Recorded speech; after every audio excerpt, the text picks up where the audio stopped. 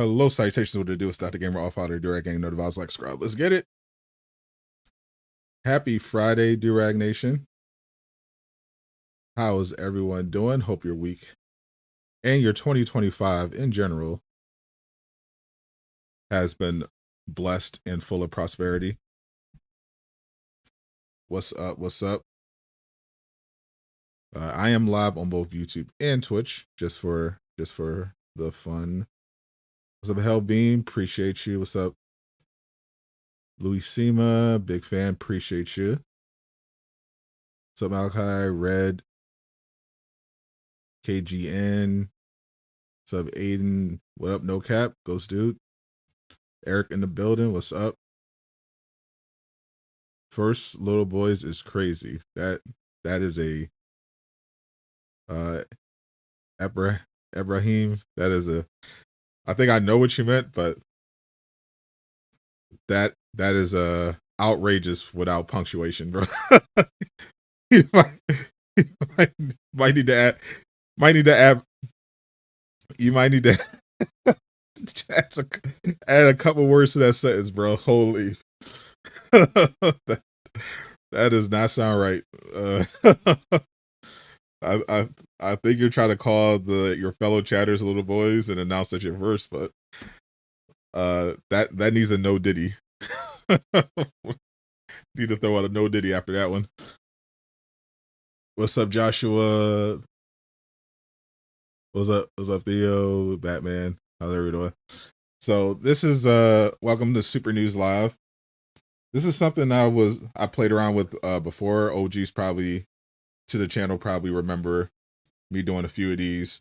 I told myself before like the end of the year I wanted to do more live stuff in 2025.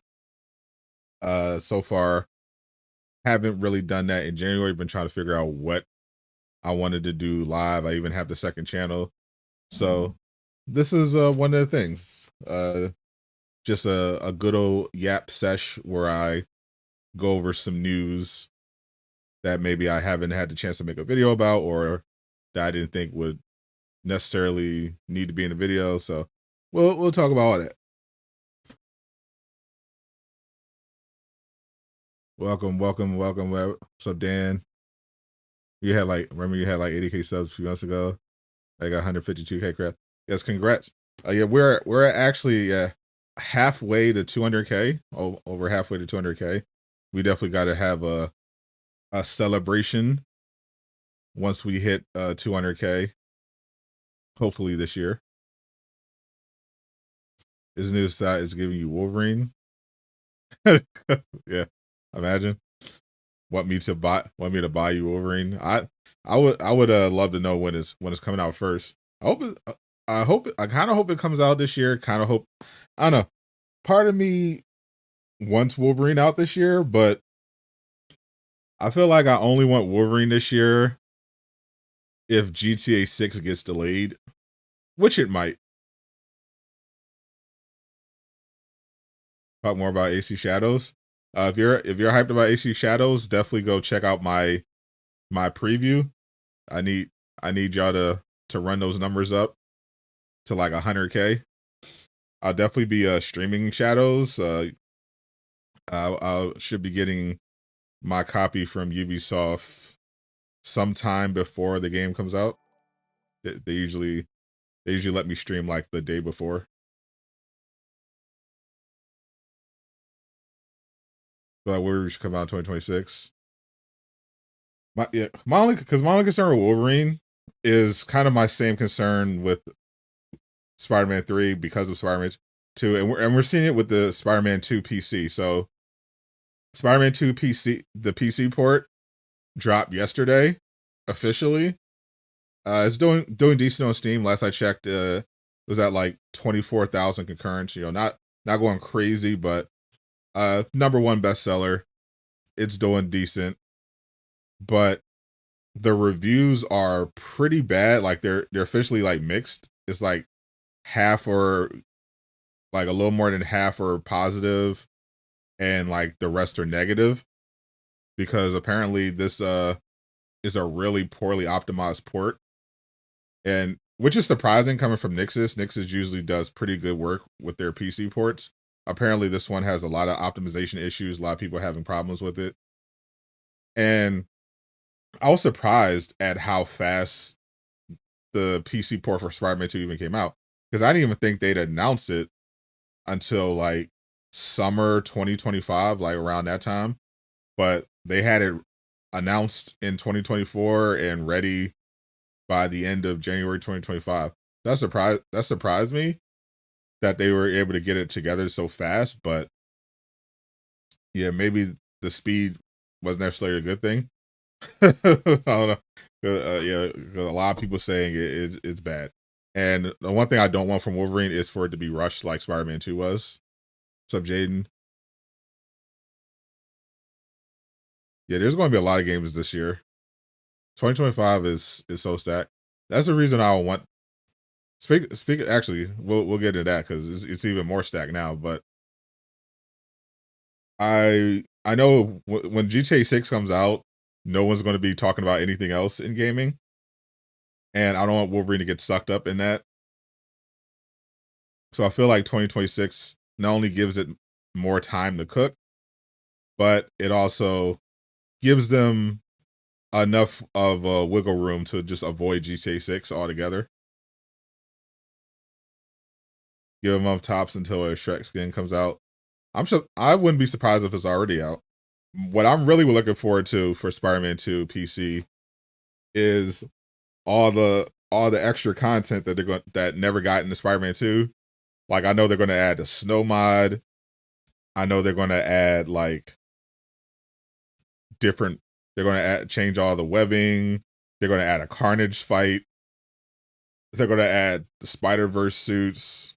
They're obviously going to put in Agent Venom, Silk, Gwen. It's going to be crazy. 1943 is coming out in 2025. Give it 6 months before they start with GTA 7. That's probably fair. Now we're getting so many games this year. And a lot of them are going to be courtesy of Xbox. I don't know if you just saw.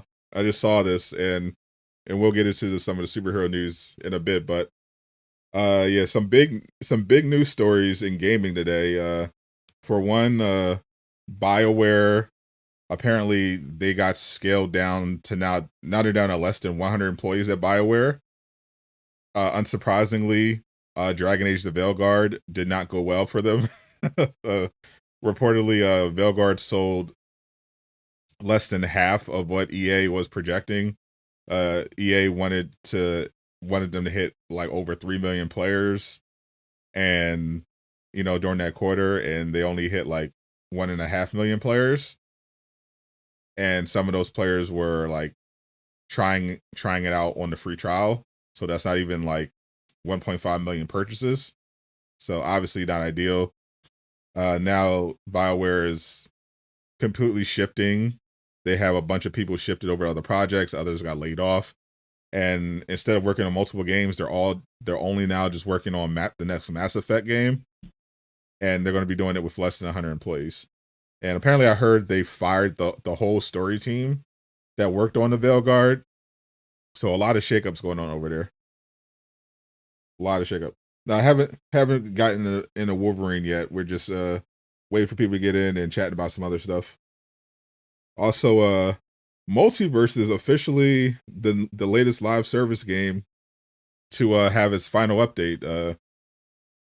WB, of course, earlier dropped the final update for Suicide Squad, and now they're also shutting down Multiverses. Two live service games with tons of potential that did not live up to it, unfortunately. Very, very sad. I think I have like 200 hours in Multiverses. Like, but I think I put in like maybe 50 hours into the beta. I put a ton of hours into the launch, and it just the beta it has so much potential, and they just ruined it for launch. Like, I don't know what happened, but yeah, I don't know whether it's the management at their studio or it was pressure from execs at WB, but they put this gross monetization in there at launch. They made the gameplay like work. Everything about it was just worse from the beta. It was so bad. It's an incredible fumble. PlayStation Showcase, don't have any news on that yet. But yeah, we're also getting a ton of new. I wonder if they're going to actually announce some of this at the State of Play next month. So Xbox is about to deliver us PlayStation players a bunch of new games. It's actually crazy. I mean, I knew this was coming. Like, if you've been following the news, the rumors, that a lot of people, Xbox players, were in denial. But it was very clear this is where it was going.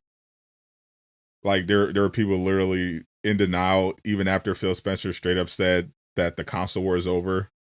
They lost, and they're trying to make Xbox a multi-platform studio that are in front of mainstream is like, no, everyone were just like, oh, that doesn't mean anything. Like, I'm like, bro, Indiana Jones is literally coming on PS5. Like, they already they ported 4 game exclusive to PS5. They put Indiana Jones on PS5. Obviously, Blade is going to be on PS5. like what are we talking about? Like, it's over. Like, they're just going to be a multi-platform publisher. And now that they hammered that home now, because Forza, the probably the main Xbox game that's been doing anything in the last few years, officially coming to PS5. Obviously, we knew Doom: The Dark Ages was coming to PS5 day one, but yeah, Forza's coming. Microsoft Flight Simulator is coming to PS5. Halo is coming to PS5. The new Gears of War is going to be on PS5, and apparently the new Fable game is going to be on PS5 day one as well. Like, it's over. Like, we're just eating. We're just eating now. All the Xbox games that y'all saw, the only Xbox game that's not upcoming Xbox game that's not like on PS5 confirmed is Avowed. I think that's releasing next month. But that's coming to PS5 eventually. Yeah, there's literally no point in owning a console now. Like, all their stuff, like the new Gears and Fable, are going to be on PS5 day one. Like, what are we doing? Like, I didn't see the when the Halo announcement was coming. I heard it's coming soon, like in the next few days. But yeah, they already made the Forza announcement for PS5. The Halo announcement is coming soon. Gears, Microsoft Flight Sim, Fable, all that's coming to PS5. Starfield as well. Want to Rise of Hydra? So I have a video dropping tomorrow. I gotta finish it tonight, but I have a video dropping tomorrow, just covering all the upcoming superhero games that are confirmed. So that's gonna be fun. Look out for that. And I'll definitely throw in whatever I found about Rise of Hydra in there. But yeah, that's insane. I honestly don't know what Xbox is going to do from now. Like, besides, publishing. Like, are they still going to make consoles? Like, I feel like the obvious thing they should do is just make a PC console, if they can figure out how to make that work financially and practically. Because, I mean, that's what Microsoft is known for. If I could buy an Xbox and basically just use it like a gaming PC, I would buy that Xbox. But as like a straight up game console, like, there's no point. Literally no point. Multiverse was fun. It was super fun. The beta was so much fun. They just needed to make some improvements and just build on what they started in the beta, and they did nothing. The launch was pretty. The launch version of Multiverses was like practically worse in every way possible than the beta. It was crazy. Do I have a PS5 Pro? I do. Happy Friday, Champagne Champagne, appreciate you. I want to focus on cloud gaming, built-in TVs. I don't know if they're going to immediately stop making consoles, but I definitely think they're going to reevaluate how they're going to approach that going forward. Happy Taco Day. Is it Taco Day? Is it like National Taco Day or something? Because I thought Taco Day was Tuesday. You hear Black Ops 6 was the best-selling game of 2024. I mean, that doesn't surprise me. Black Ops 6 is Call of Duty games are the best-selling game every year that there isn't a new Rockstar game. Unless there's like a massive outlier. Like Hogwarts Legacy. I think Black Myth Wukong sold 25 million units so far. So pretty crazy if Black Ops 6 outsold them. But yeah, I mean, it's Call of Duty. Call of Duty Call of Duty is always a top seller. Like Hogwarts Legacy beating it. That's why it was such a big deal, because the only Rockstar beats Call of Duty. Like if there's a new GTA, that's beating Call of Duty. Other than that, nothing like beats Call of Duty.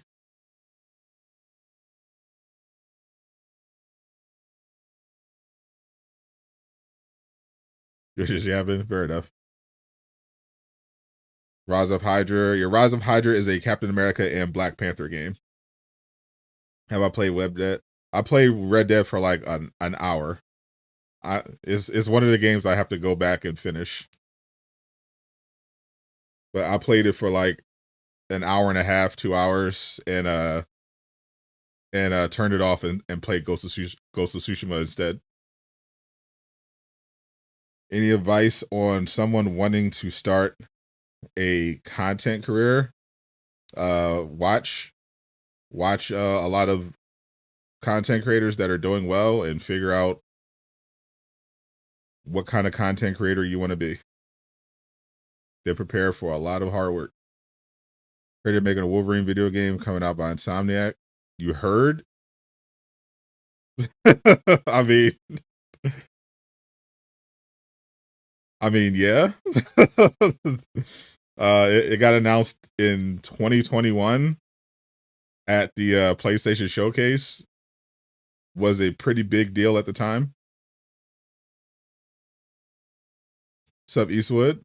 Just doing some yapping, testing out a new show format.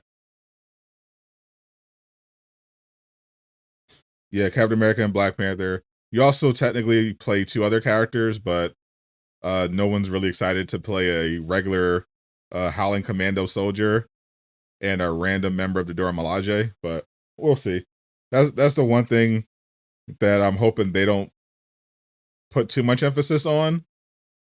Honestly, I don't know why they didn't just pick two other superheroes from that era, but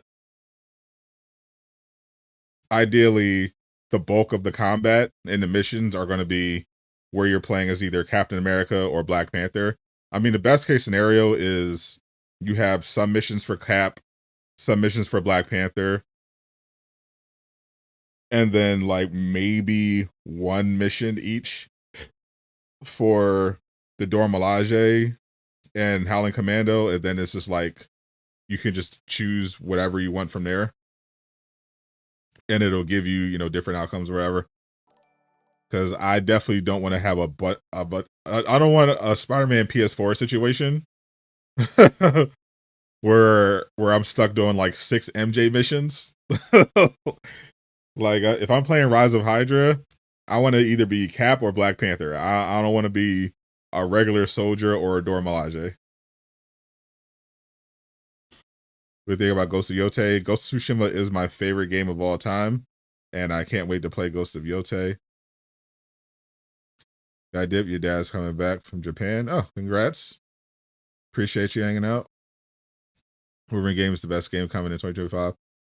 I don't know about that. I don't know if even if it is coming in 2025, but I'm excited. You'll be a bald woman of power. Technically, I don't think the Dora Milaje in Rise of Hydra is bald. They showed her in the trailer, She had a full head of hair. I don't think Miles Morales 2 is coming anytime soon, if they plan on it. But they could. They could definitely justify it. I don't think it's, if they do make one, I don't think it's coming until like after Spider-Man 3. But they can absolutely justify it. Miles Morales sold a lot of copies. You gotta do lives more often. I'm trying to. If everyone shows up, I'll definitely like do more lives. I enjoy like just yapping with y'all, talking about news and stuff. Whenever usually we do lives here when there's like a big thing happening, or if I'm playing a game. But I enjoy just having yap sessions about the news and stuff. You want MJ 1943? That's what I worry. That's what I worry about. Like that, like the Dora Milaje, that combat might be okay because you know Dora Milaje they're at least elite warriors, but a Howling Commando is literally he's just a guy. He's literally just a regular guy. I don't think Wolverine's going to drop into 2027, but from what Insomniac was talking about, you know, they recently had the shakeup at the studio where they had like, you know, obviously they have new leadership. You know, Ted retired, but yeah, it sounds like they definitely have some stuff planned for Wolverine that they're not able to talk about. And I actually asked Jeff Grubb yesterday. We're not friends or anything. I just watch his live streams and I'll occasionally just drop a super chat to see if he can give some info. But yeah, I was asking him yesterday about the state of play, Wolverine, and he definitely thinks he said he's going to do some digging into his sources, but he does trust Nate the Hate's reporting about the February state of play. That's pretty much around. Sony always does a state of play pretty much in February now.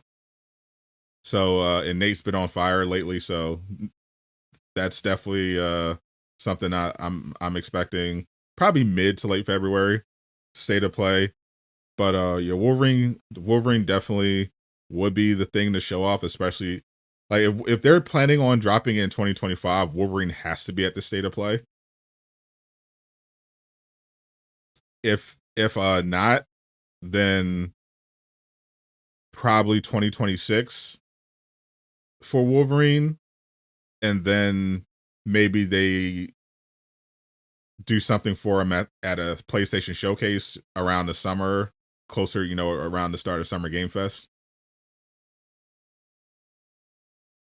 But I feel like a February state of play, based on what's on the schedule, should have Wolverine, because like what's February? So what's February? All right, so actually I'm thinking of what would they have at a state of play in February?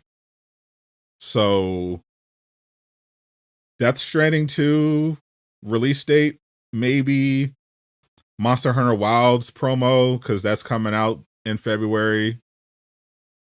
Even though Capcom is having their own showcase for Monster Hunter Wilds, but it'll probably still be at the state of play. And then like what else is on the schedule for Sony? Ghost of Yote is supposed to come out sometime this year. Marathon's supposed to come out sometime this year. Wolverine. I heard they're doing a God of War Egypt. I feel like that's something you announce at a showcase, though, rather than a state of play. Maybe the God of War remaster collection.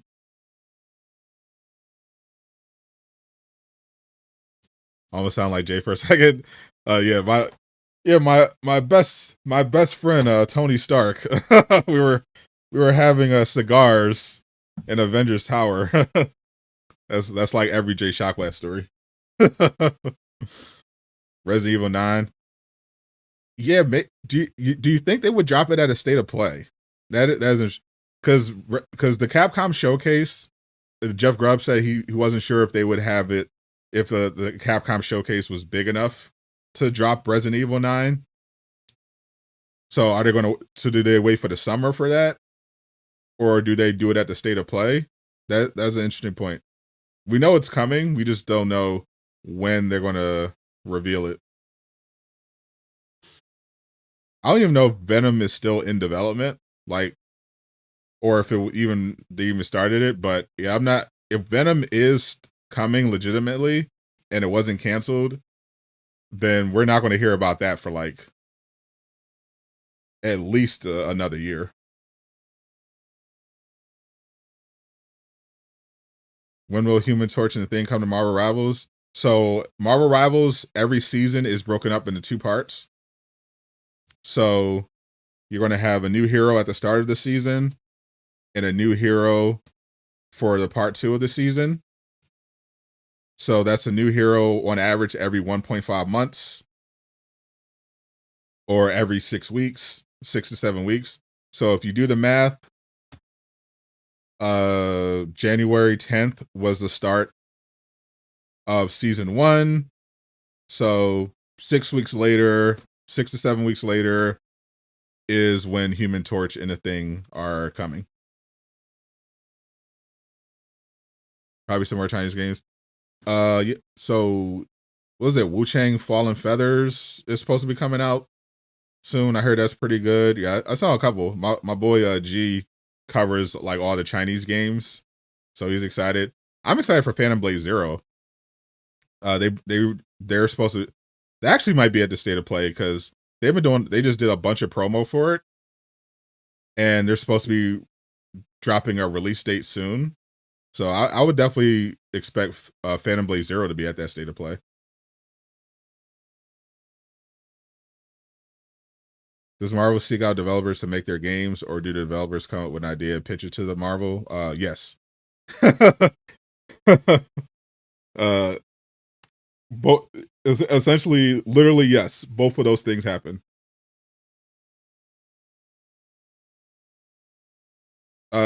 Yeah. Sometimes Marvel games will approach a studio and they'll work out a deal. That's actually how Insomniac and PlayStation ended up getting Spider-Man. They had just ended their partnership with Activision, and they were looking to do more like Marvel stuff with a different publisher.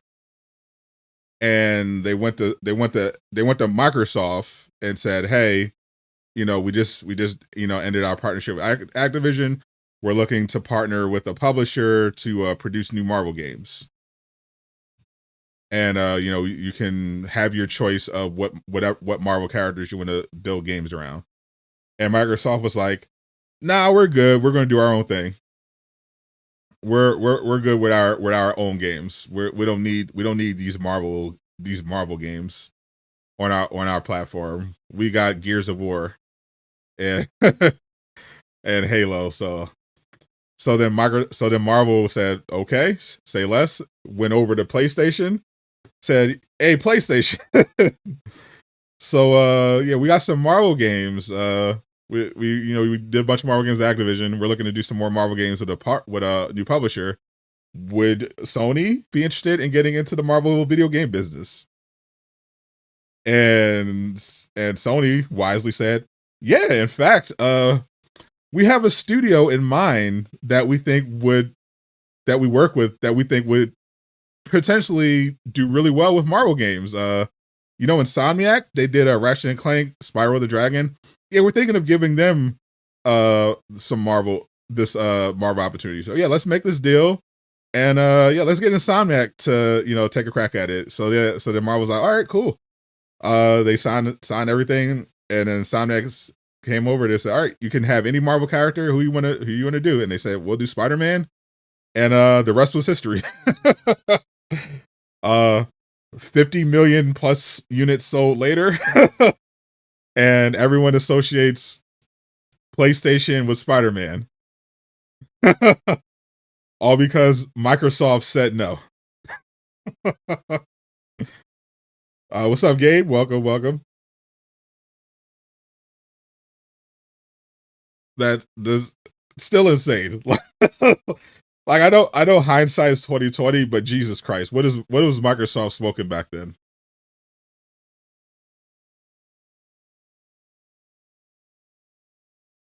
So here's the thing. There is no risk involved for Marvel. It doesn't matter. Like, yeah, people will come to them, especially with when the MC blew up, they started getting more offers for people who wanted to make Marvel games. But Disney got out of the publishing business for in terms of video games. They don't publish their own games anymore. So when Marvel does these games, it doesn't cost them anything. They're just like, okay, you want to make a partnership to make Marvel games? Okay. Regardless whether they approach somebody or somebody approaches them, it's the same deal. They spend all the money developing, marketing the Marvel game, and then Marvel gives them their permission to do all that and collects money. They collect their licensing fee and they collect their royalties. So, and at the time, Square Enix was, one of the biggest publishers in the world. Remember, before Marvel's Avengers, Square Enix was pretty much known for Final Fantasy, like Kingdom Hearts, Final Fantasy. Like they were a massive publisher. They were doing great.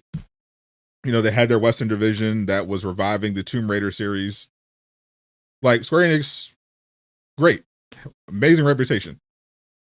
So it's like, okay, Square Enix wants to make Marvel games. Okay, so they give us money and we give them permission. It's a great deal. I mean, it didn't work out for Square. It worked out for Marvel just fine. Like they didn't spend, $100 million making Marvel's Avengers. That was Square Enix.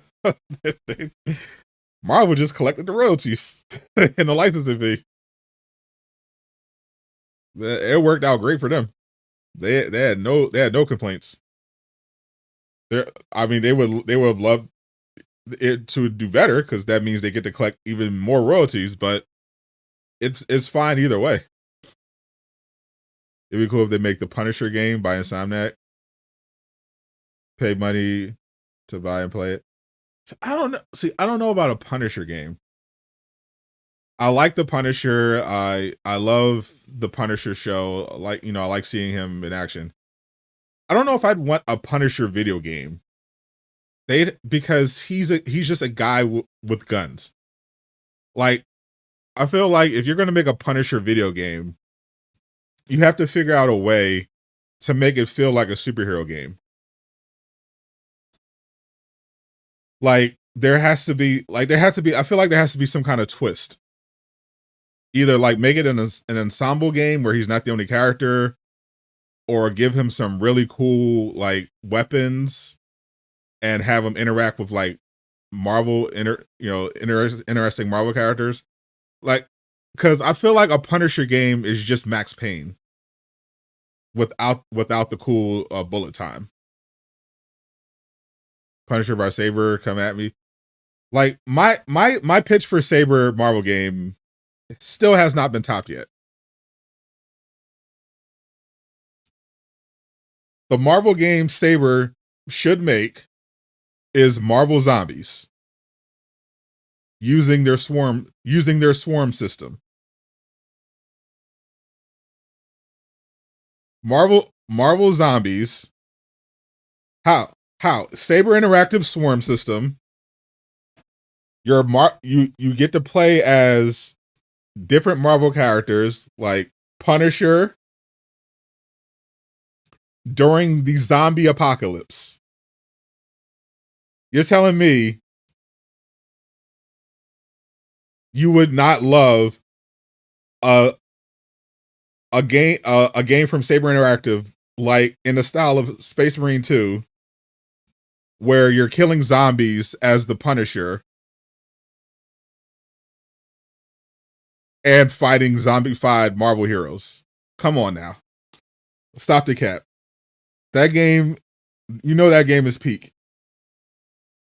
You know that game is peak. You don't even have to like Marvel Zombies. That concept is fire. You get to play as Punisher. You know, you'll have other Marvel characters to play as, and you get the Saber Interactive Swarm system. You get the mow down zombies. It's a perfect game. It would make $10 billion. Space Marine 2 with Marvel zombies. It's a $1 billion idea. I'm telling you right now, it's a $1 billion idea. You don't like it? It's like cherry and chocolate. Cherry and chocolate is great together. What are we talking about?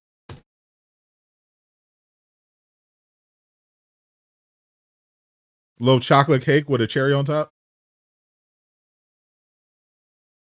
The Xbox Punisher game from 2005 was very violent.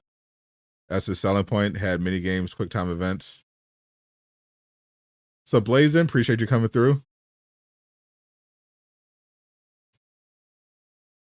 Yeah, the new Avengers game. I can't believe it's 2025 and we're not only still talking about Marvel's Avengers, but we're talking about another Marvel's Avengers game. That's crazy. What a time to be alive. Are they making a Daredevil game? I hope so.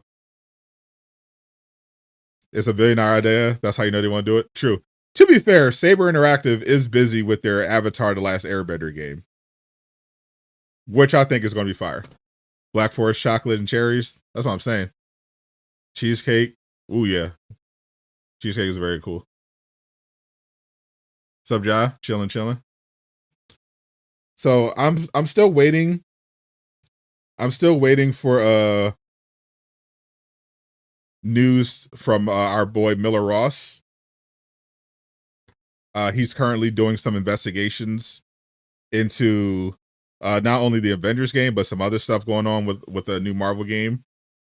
So when Miller is ready to share, or he's got everything, I'll definitely be reporting on that. But yeah, right now I'm just waiting for Miller to give you some more detail, because so far everything I said in my video is the only thing we have on the Avengers game. From what I've gathered, if the game is in development, it's extremely early in development, so no telling when they'll officially announce it. We need a Ghost Rider game for sure. Here's a great idea for a game. You play as Black Panther, fight the deadliest enemy of all time, cancer. Too soon. Punisher needs to be the next character after Wolverine. I understand a lot of people love Punisher. I'm just not on board with a Punisher game. Like it doesn't. The idea of a Punisher game doesn't excite me. Like, unless they do something really interesting with the combat. Like a violent guy, a violent third person shooter. That's not original. That doesn't like compel me. Oh, he's a guy with a gun being really violent. Like that doesn't move me really. What else is there to this Punisher game? Like a Doctor Strange game that excites me. A Daredevil game that excites me. I can see the hook for that. Ghost Rider. Hell, a Shield game. Yeah, we're Hawkeye. We're your Hawkeye, Black Widow, Quake, Nick Fury, Yo-Yo, Mockingbird. Like that sort of thing like moves me. I can see the vision. I'm not feeling the Punisher. I'm not gonna lie. Namor game win. If we get a Namor game, it has to be a dating sim where you're just trying to steal Sue from Reed. I would actually play that game.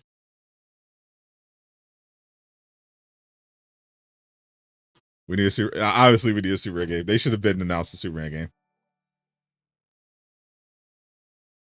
Yeah, Jay's been feeling under the weather lately because those dirty high school kids got him sick. Ghost Rider's Norman Reedus. Yeah, it's like the most obvious fan cast, but I mean, it works. On paper, it works. Thor game. I think a Thor game actually has a lot of potential because of just all the interesting enemies and the realms you can explore, and its combat is inherently just really fun. I think if EA is still doing that third Marvel game, I low-key think it should just be Thor. Like an open world Thor game would actually be crazy. In Unreal 5, that would actually be like insane. Hulk deserves a new game at the MCU ruined his character. Also true. Everyone loves RoboCop, while a lot of people don't like Punisher because he's RoboCop. like, like it's a robot who's like kind of a cop.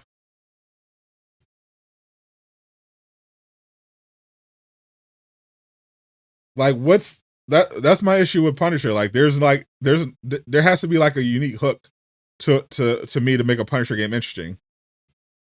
Because he's just a guy.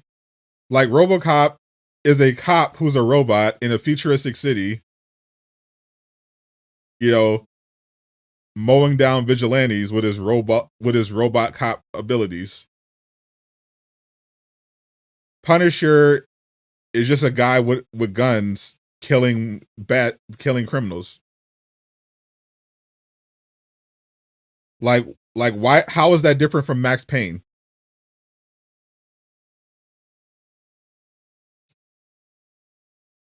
I can't go into too much detail, but Miller is investigating some Marvel related stuff, and whenever I'm able to talk about that, I will.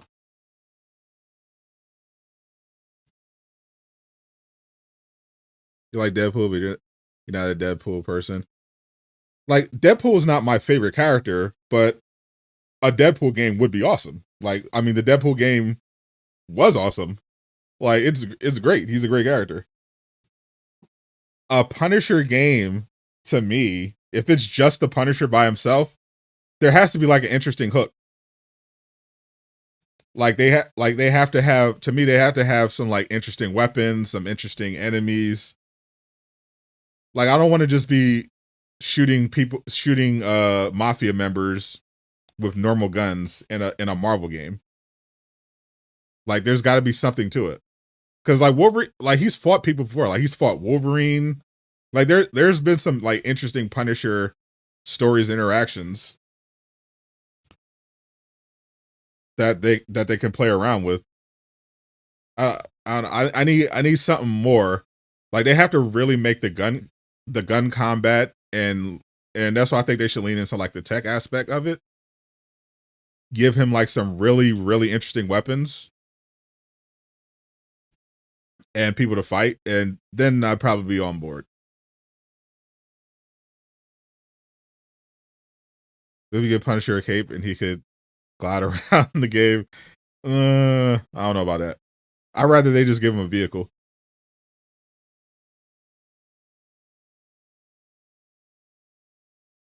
Open world Thor, like they've made a Thor game before. It was like an MCU tie-in game. It was rough around the edges, but the idea of it, yeah, that was basically like a rough idea of it. Like, you can have all these different realms, all these different enemies, like the frost giants, and it's just an action brawler as Thor, just taking place in different realms. It's just awesome. Punisher skin in GTA 6. Overall, we need more DC games. Oh, for sure. DC, I like what DC's doing. Obviously, everyone doesn't like what DC's doing. James Gunn, if you haven't seen recently, Fire James Gunn has been trending for like the last couple of days because the Snyder cultists are attacking again. It's because of that Superman promo And to be fair, that one frame does look kind of bad. I'm not even gonna lie. But the overall trailer I thought looked good. I thought it looked really good.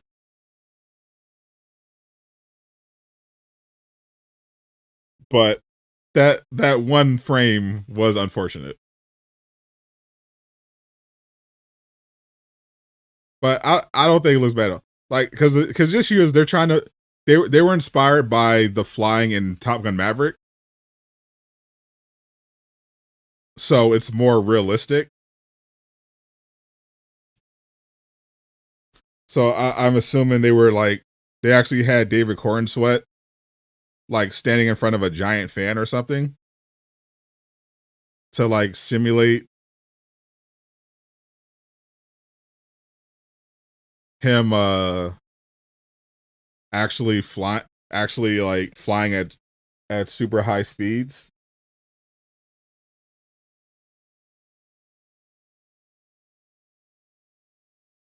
But it does look bad. I'm not gonna hold you. It does look bad. He does look kind of goofy here. It's unfortunate. Uh, very unfortunate shot. Very unfortunate freeze wing.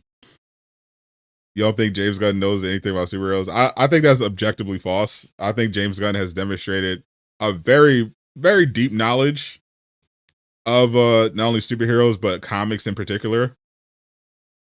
Like he, as evidenced by the fact that he brings deep cuts like the Guardians of the Galaxy into the mainstream. Like no one was talking about the Guardians of the Galaxy outside of like hardcore comic fans. And then James Gunn makes them like mainstream. So I think James Gunn knows a ton about superheroes. I think he loves superheroes. That's why he did all that with Marvel. That's why he took the job at DC. I think he knows. I think he's very knowledgeable. I think he's very passionate. Everyone just isn't going to agree with all his decisions in all the directions he wants to go in. But I think acting like he just doesn't like know anything or you care about superheroes at all, I think that's just disingenuous. like you can disagree with his decision not to bring back Henry Cavill as Superman without pretending that James Gunn isn't like one of the most locked in people when it comes to superhero lore in the world right now. like come on. Do we want to make an Ant-Man game? Do we want an Ant-Man game? I guess we do. I don't know. I definitely wanted Ant-Man as a playable hero in Marvel's Avengers. I want him in Marvel Rivals. I never really seriously considered like an Ant-Man solo game, but I think it could be good. I guess they probably do a decent. Anyone can probably do a decent job with it. I mean, it can be that crazy. Every everyone wants Insomniac to do every Marvel game, but they could obviously do it. I mean, the question is who's going to publish it because Marvel games are expensive. So the question is who's going to publish it. So do we want a Sony studio to do a PlayStation exclusive? Do you want to have do you want to have Blue Point or one of those studios make a PlayStation exclusive Ant-Man game? Do you want EA to have one of their studios do it? Sub Capte, welcome. Easty, do you call it Easty? Easty is crazy.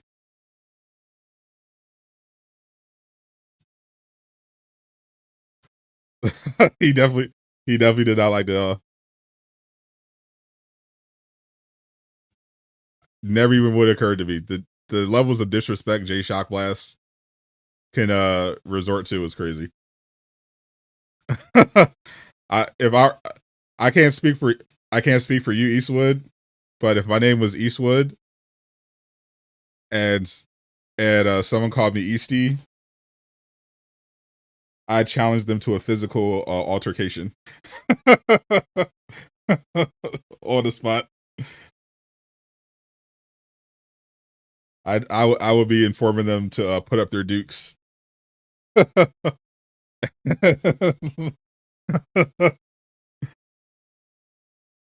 Where does you happen about all the latest superhero stuff? Trying out a new format. I tried to do some Super News Live videos before. Thinking like in 2022 or something. Just trying to see if something worth doing weekly when there's news. Just bought a flight ticket to New England. Let Respawn, the people that made Jedi Survivor, make a Marvel. Oh yeah, they're actually wrapping up Star Wars soon. So I'm wondering. I guess this is going to depend on how well the EA Marvel games do, because EA, they made that big announcement that they're kind of moving away from licensed stuff, specifically like Star Wars. Like that's why they canceled the Mandalorian game that Respawn was working on. They're still doing Jedi 3, Star Wars Jedi 3. That's still coming. They have like one more Star Wars game after that, besides that, I think. And then they have the Black Panther and Iron Man game.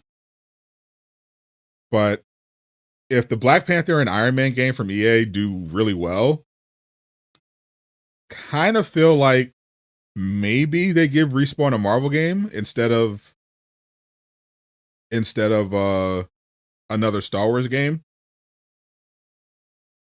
Especially if Marvel like makes a comeback, or maybe they should do DC. I think there's a potentially good opportunity there. Instead of making another Marvel game, because I think the main reason they didn't want to they made that announcement is because of how expensive it was to make these Star Wars games, and like the Star Wars IP in general is kind of in the toilet right now. Thanks to what Disney's been doing to it, but I feel like they should still do the superhero stuff. Like I think there's still a market for that if they do it right. So yeah, maybe you give Respawn a Marvel game, or maybe you reach out to Warner Brothers because they're looking to do a lot of DC stuff, and be like, hey, yeah, let's make some DC games. Should you get the Pro or wait for PS6 in 2 years? I mean, honestly, just depends on how much money you have. Like, if you have a normal PS5, you absolutely, and it's not broken or anything, you absolutely don't need a PS5 Pro. Unless you're planning to play like Monster Hunter Wilds or GTA 6 on your PS5, I would just leave it for the base. But if you are planning to play like one of those like high performance games, I would definitely get a PS5 Pro. Your game would be awesome, just him fighting against supervillains. Yeah, Daredevil game, I can see the vision, like, even if he can't. It's basically Spider-Man, but Daredevil. Throwing some Sifu. Ubisoft is cooked. We'll see if they could turn around. I think Assassin's Creed Shadows is going to sell really well for them. We'll see if how this is going to be very important for them for sure, because right now Tencent is trying to buy them, and Ubisoft needs Assassin's Creed Shadows to sell really well in order to have some kind of leverage. What type of DC game? They obviously they need to prioritize Superman. They're building the DCU off of Superman. There should absolutely already be a Superman game in development. Like, it's crazy that they haven't had one to announce yet. They should absolutely, by the time before Superman hits theaters this summer, WB needs to have announced a Superman video game. Like, that's crazy. If Superman comes out in theaters and is a hit, and they don't have a Superman game to announce, like, that's outrageous to me. But beyond Batman, which we already know they're always going to make Batman games, we need a Green Arrow game. We need a Green Lantern game. We need a proper Justice League game. We need a Teen Titans game. We need a Constantine game. Lobo should get a game. I would love low key, because maybe they want to go away from after Suicide Squad could have Justice League. Maybe we want to go in a different direction. Low key, maybe you go Justice League Dark as a game.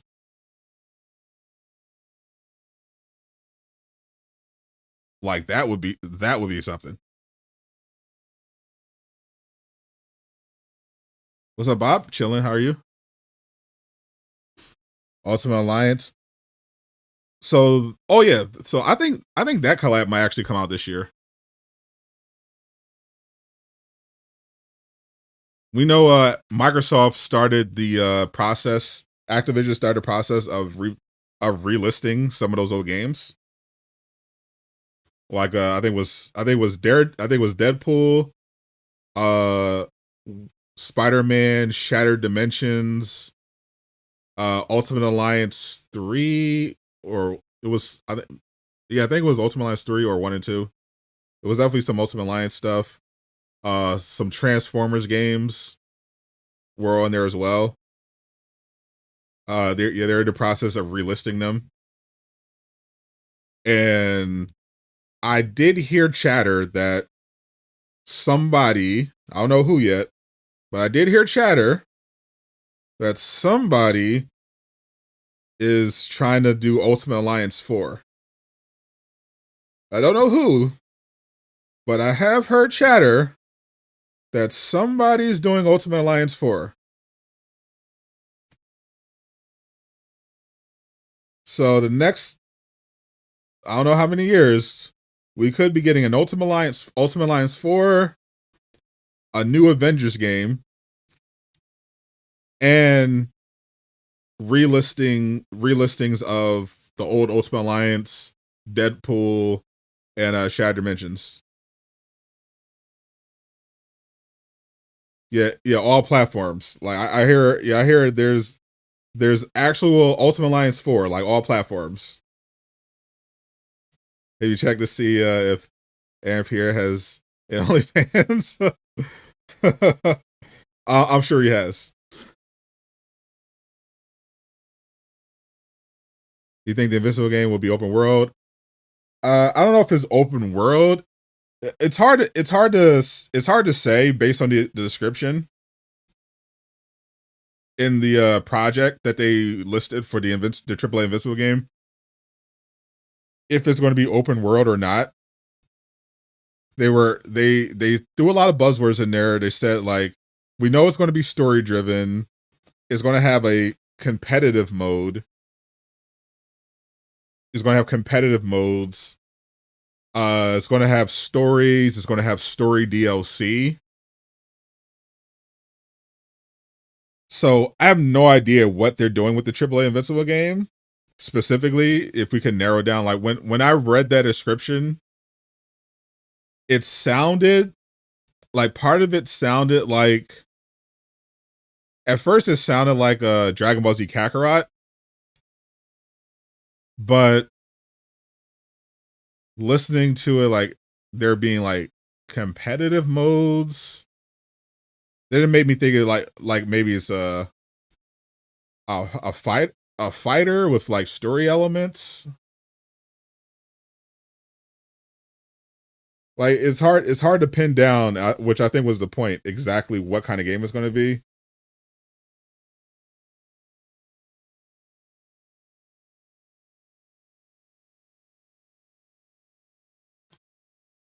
Like, what kind of game has competitive modes, but it's like story driven?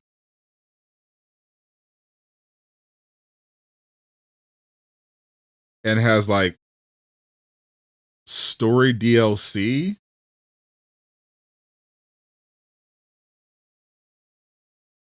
Like, is it basically Xenoverse 2, but with Invincible?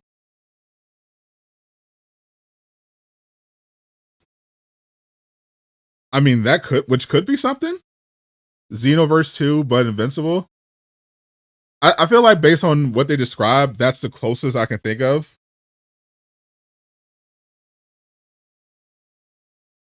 Did I join? Yeah, I've been a Marvel Rivals partner for a while. You want to throw a game like God of War? Same. But yeah, the one thing I don't want the Invincible game is to just be a straight up fighter game. Like if it is a AAA Invincible game, I definitely do want it to be an emphasis on story. That's why I love the idea of it being like DBZ Kakarot, because I think that's that's kind of like the perfect template for an Invincible game.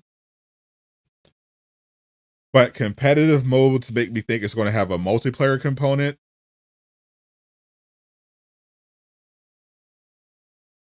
And I feel like the only games that really, like, you have Xenoverse and then you had Naruto Shippuden that kind of pulled that off, where it's like a fighting game, but it also has like this story mode that you play through.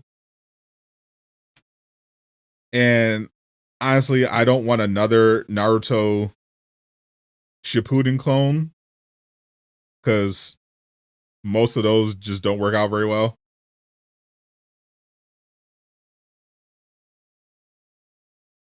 And like a straight up fighting game just doesn't interest me for Invincible. Warbreaker Hulk game. Yeah, there's a lot of interesting directions they could take with a Hulk game. He had that whole obviously you have the World Breaker storyline. That's what I based my concept on. Where they have Planet Hulk, and then Hulk goes super, World Breaker Hulk, and obviously that would make it for an interesting game. But they could do like a One Below All, do that version of the Hulk. There's a lot of directions they could go in. Even they could obviously just do a new Ultimate Destruction type of game.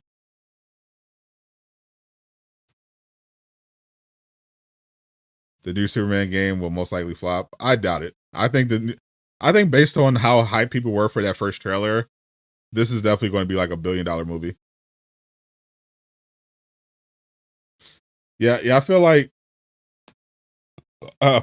making Invincible a fighting game is just taking the easy way out.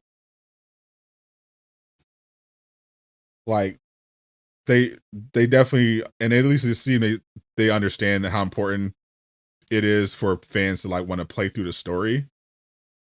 So that's why I'm hoping for the best. But yeah, maybe we'll get some more details this year, but definitely don't want it to be a straight up fighting game. That cutscene with Spider-Man, Kate Bishop, and Wonder Man lives rent free in your mind. I think Superman is going to be. I think Superman is going to be huge. I think it's going to be a massive game. Because the Superman, you can't stop looking at his wonky eyes. You don't love this. you don't love this. Like someone did a side by side comparison of this with the Henry Cavill Superman flying scene. It's bad. It looks bad. Also, Sony news. Apparently they canceled an untitled Marvel film that was supposed to come out in June 27. I'm curious what it was supposed to be, but I'm guessing it was another trash Marvel Sonyverse project where they try to make a obscure Spider-Man villain into a hero. Apparently, they made the decision to cancel this after Kraven the Hunter bombed, which I still haven't watched, by the way. I said I said I would. I said I'd watch it just because, but yeah, I still haven't actually got around to it. Eventually, I'll have time. But but I knew it was gonna bomb, but holy, that was bad. Dark Avengers, Dark. Yeah, so yeah, Dark Avengers. Yeah, that's kind of like Midnight Suns. Yeah, different teams, but yeah, obviously, Midnight Suns didn't appeal to everybody because it was turn based, but it was awesome. I still loved it. I do think it would have been much more popular if it wasn't turn based though. But like Midnight Suns is more into like kind of the magic side of Marvel.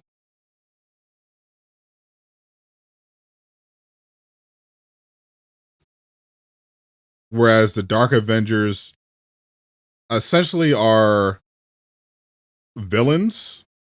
It's kind of like a villains type of team.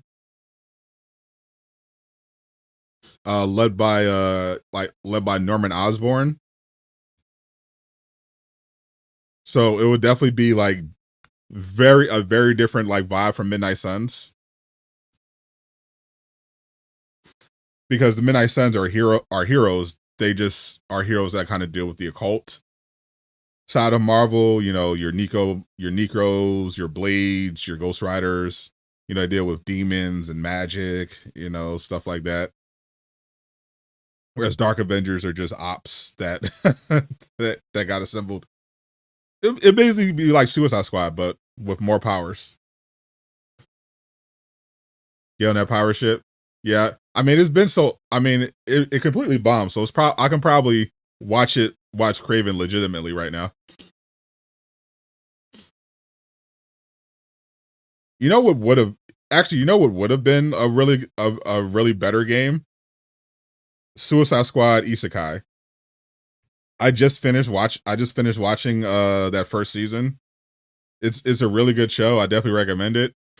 But the whole time I was watching it, especially this final episode, I was like, man, this would have been like a way better idea for a superhero game than Suicide Squad Kill the Justice League.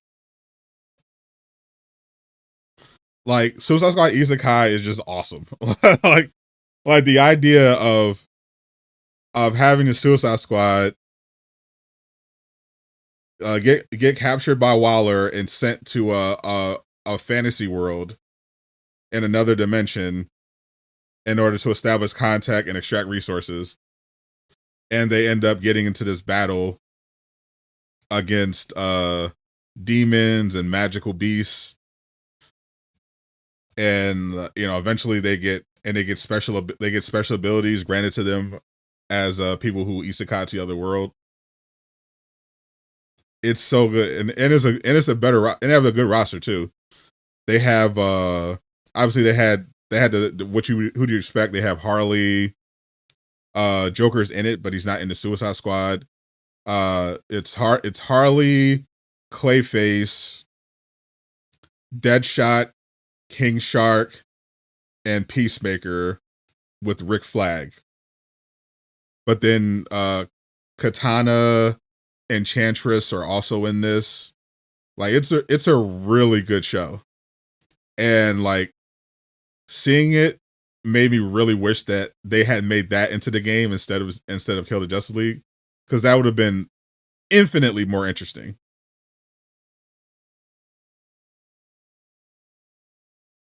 A Moon Knight game? I don't know how popular Moon Knight is. I mean, we anything is possible, especially you know with Marvel Rivals making a lot more characters mainstream. But your Moon Knight's always had that fan base. It got bigger with his show, even though his show was terrible. But yeah, I don't know. I don't know if someone will pull the trigger on a Moon Knight game, but it could be cool. I think Marvel Rivals makes a lot of things possible. Marvel Rivals has definitely opened up a lot of doors. Like Marvel games were already. So the issue with Marvel games, like Marvel is a popular IP, but the underperformance of Marvel games lately, especially not that aren't Spider-Man, and the MCU, it coincided with the MCU falling off so hard. Definitely gave some studios pause about making Marvel games. Because it's like, well, wait a minute. I'm spending all this money and I'm not even getting like a guarantee that the game is going to do well. You know, we have to deal with Marvel. We have to do all this other stuff. Like, why are we? So I understand why studios are kind of just like, I don't know. I don't know about this. I'm not sure about this. But now, yeah, now I think after seeing how well Marvel Rivals is doing, I think a lot more studios are going to be willing to like pull the trigger on doing like a Marvel type of game,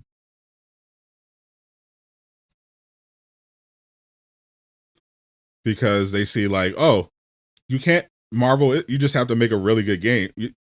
But people, you know, still want Marvel games. It hasn't gone away. If the MCU can get back on track, yeah, maybe we'll see some more. It looks like we got some breaking news. Oh wow, this is surprising.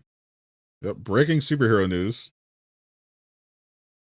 The trailer for Fantastic Four First Steps will drop this Tuesday morning, February 4th, during Good Morning America. Honestly, I forgot people still watch this. Previously, we thought it was going to get premiered during the Super Bowl. I know there's supposed to be a Thunderbolts trailer. It'll probably still be at the Super Bowl, but I thought that would be the premiere. But apparently, they're dropping on Good Morning America. That's a choice. Just popped in and hit like as soon as you called Moon Knight terrible. Oh, no. And I like Moon Knight, but yeah, the show was awful.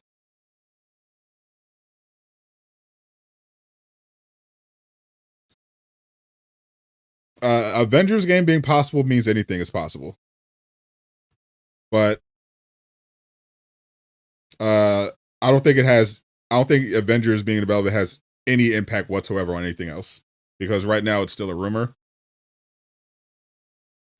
The only thing I can think of that would make someone even consider making an Avengers game in the first place is Marvel Rivals.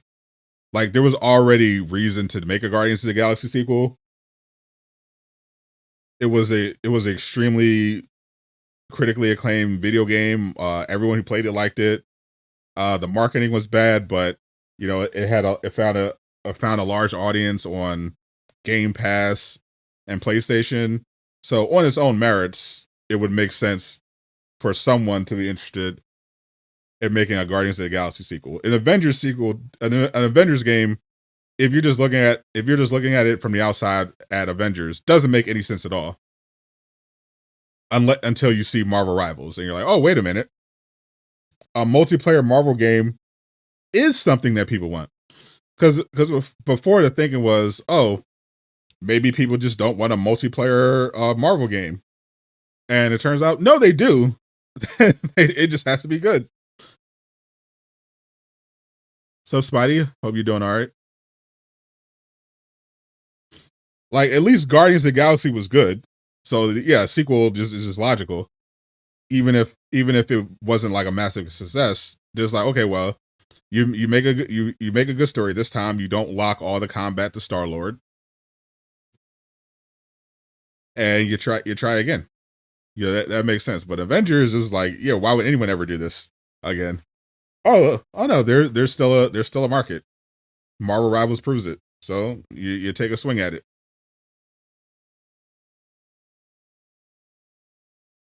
How long do you think? Well, if Rocksteady is indeed, well, they are doing a single player game. It's been 10 years now since their last single player game.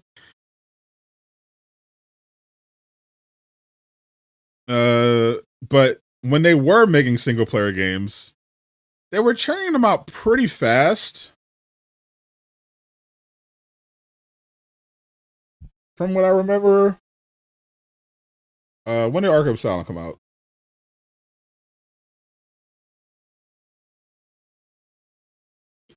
So Arkham Asylum came out in 2009. August, Arkham City came out in 2011.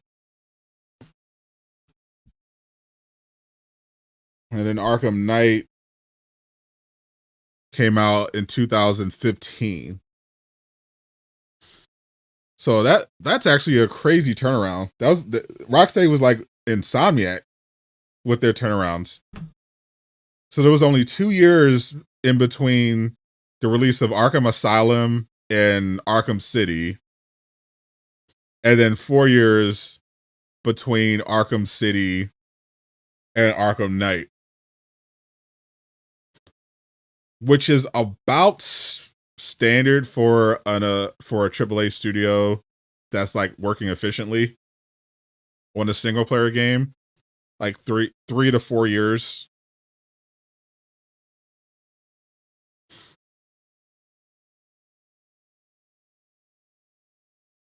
Games cost too much now. That's actually not true at all. And there's definitely that's actually really the interesting thing. Like we're hearing talk.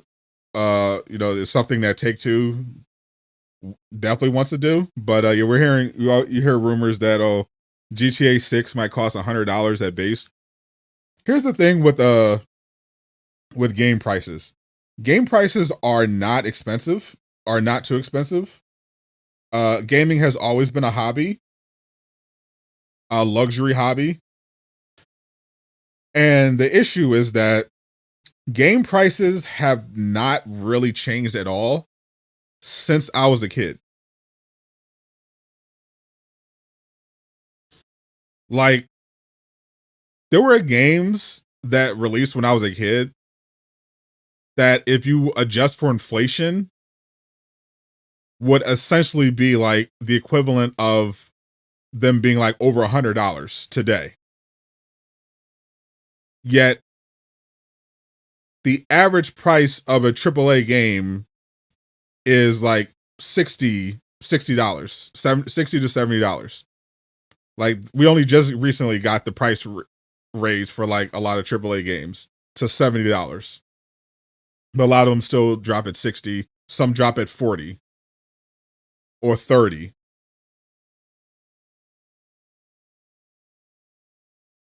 But overall, like before that $70 jump when the PS5 launched, games were basically locked at 60. And that was the consistent, despite the fact that even though the game prices didn't change, inflation did. Like, keep in mind, everything else is getting more expensive, especially when we had that inflation spike. It caught everything, materials, job, everything's more expensive. So games cost a lot more to make than in 2025 than they did in 1990.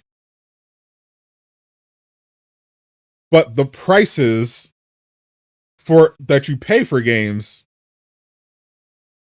has stayed the same. It hasn't adjusted for inflation. They actually went down in several years compared to where they used to be. So this idea that games are just so expensive now is just simply just not true. It's just fiction. What has changed is additional spending around games. So, and this is as a result of everything being more expensive, yet game prices being stagnant.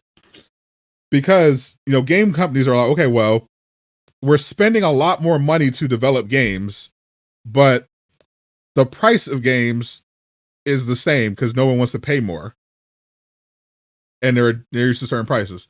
So how can we make games while everything's getting more expensive without charging more?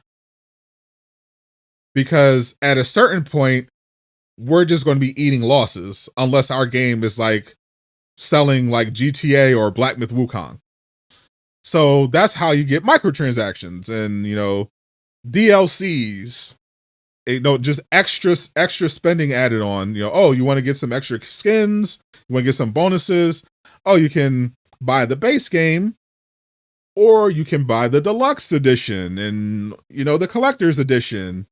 And we have cosmetics you can buy. We have you know, they came out with all these different ways to try to offset the costs without significantly raising the price. But you can absolutely make the argument that GTA 6 should be $100 at base. And you know what? People would absolutely pay it. Do you remember buying Kingdom Hearts 2 for $60? I remember buying Mario 64 for $70. Well, my mom buying it. $20 for a movie that you get 2 hours for, $70 for a game you get $70 for. And here's the thing. GTA 6 in particular, it's been what, 10 years in between GTA 5 and 6. So this is a game. GTA 6 is a game you're potentially going to get 10 years out of. Like, yeah, like a movie, you watch it for 2 hours, hour and a half, you leave. That's the end of it. You know, you buy the Blu-ray for $20-$40 or whatever Blu-rays are now, or you buy it on digital on Amazon for like $20 or something and get to keep it. You watch it whenever. Maybe you watch it again, maybe not. But if the price is normal, if it's assuming GTA 6 is $70, you're paying $70 for a Grand Theft Auto, a massive open world game you can play with your friends that you'll be able to get 10 years worth of content out of. And there are people who will tell you $70 is too much. They should charge $100 because they could absolutely get away with it. And they'd be able to justify it. Like, yeah, GTA 6, we spent, what, $1 billion making this game?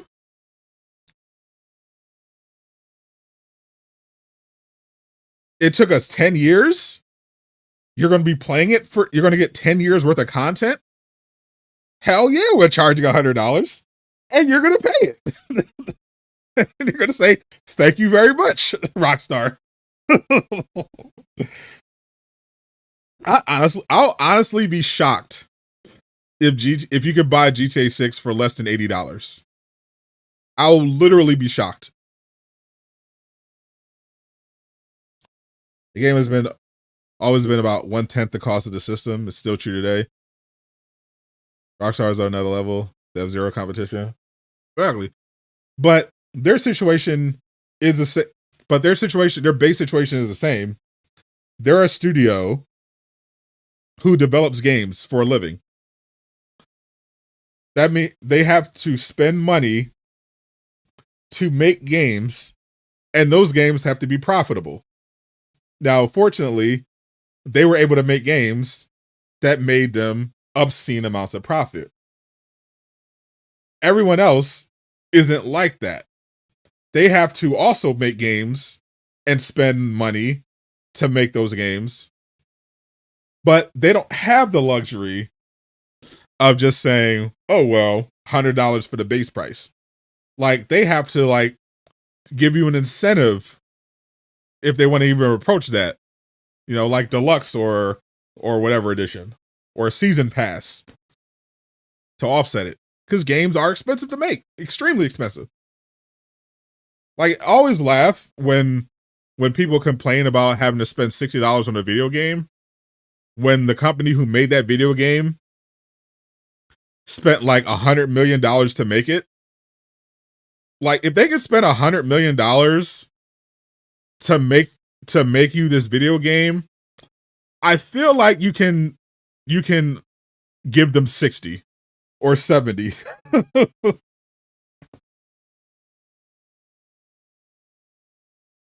And then in a game like Marvel Rivals, they probably spent $100 million to make that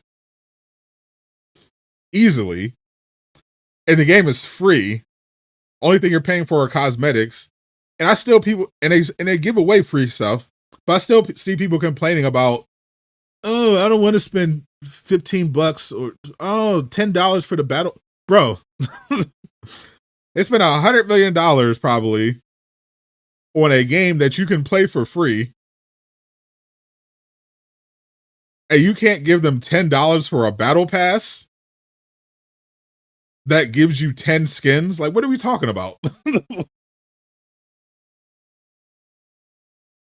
Like there are definitely companies and certain people within those companies that are 100% greedy and trying to take advantage. But there are just so many untitled gamers who just need to stop bitching about having to spend money on the it's a hobby, bro. If you don't have the money, get a new hobby. Like it really is that simple.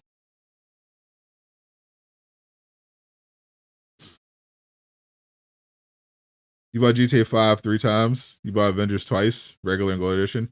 I bought the I think I bought the deluxe edition, and I bought the collector's edition after the game shut down because I thought it might be a collector's item. Yeah, when I bought the collector's edition, it was like $50 on Amazon.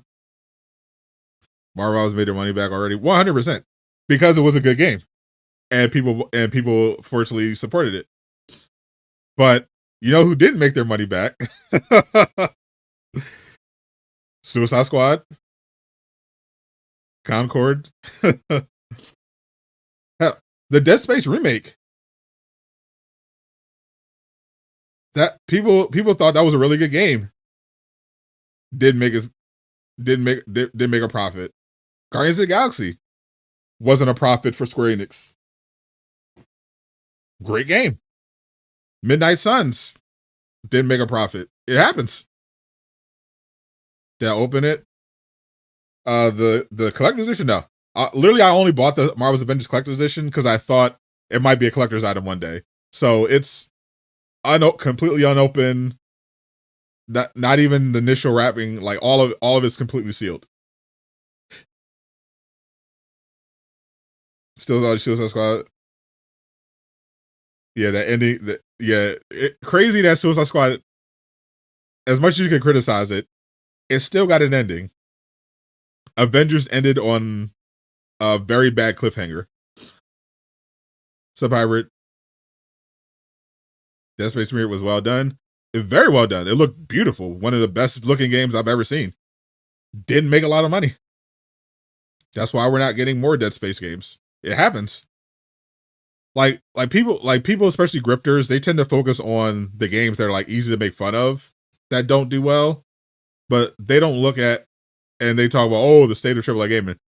If only the devs make good games. They always ignore the good games that didn't make a lot of money because they don't want to because they just obviously just want to farm you for content. But the reality is, just making a good game isn't a guarantee that your game's going to sell. Because remember, it's not enough to make a good game. Remember, when you release a new game, you're releasing a new game that has to take people's attention away from Fortnite, Apex, Call of Duty, Marvel Rivals, Baldur's Gate 3, people still playing that. Minecraft. Yeah, you have to look at the market and be like, okay, everyone's still playing all these games. There are big games that came out last year that people still haven't gotten to yet. Like Wukong. I only played the trial of Wukong. I only played like 2 hours of it. So when you're releasing new games, that's who you're competing with. You're competing with you're competing with the games that people didn't get a chance to play yet that are interesting, and you're competing with all the big ongoing games that people are playing with all the time. Like you gotta be able to capture their attention. So it's hard. Can you tell us all the stuff you know about Spider-Man 3? I mean, there's really not much to say about Spider-Man 3. I assume everyone in here is a PlayStation player. So, or if you did get it on PC, you already know how the story ends. Just checking. Everyone in there know how the story of Spider-Man 2 ends.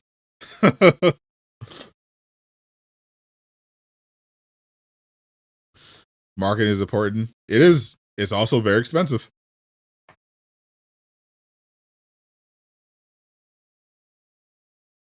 But I still think I think there's a decent chance Spider-Man 3 cross gens with PS5 and 6, depending on when. It depends entirely on when it comes out. If it comes out, my opinion on is still the same. If it comes out with the launch of the PS6, I think it's PS6. I think it comes out on PS6 and PS5. If it launches in like the second year of PS6, I think it's PS6 exclusive.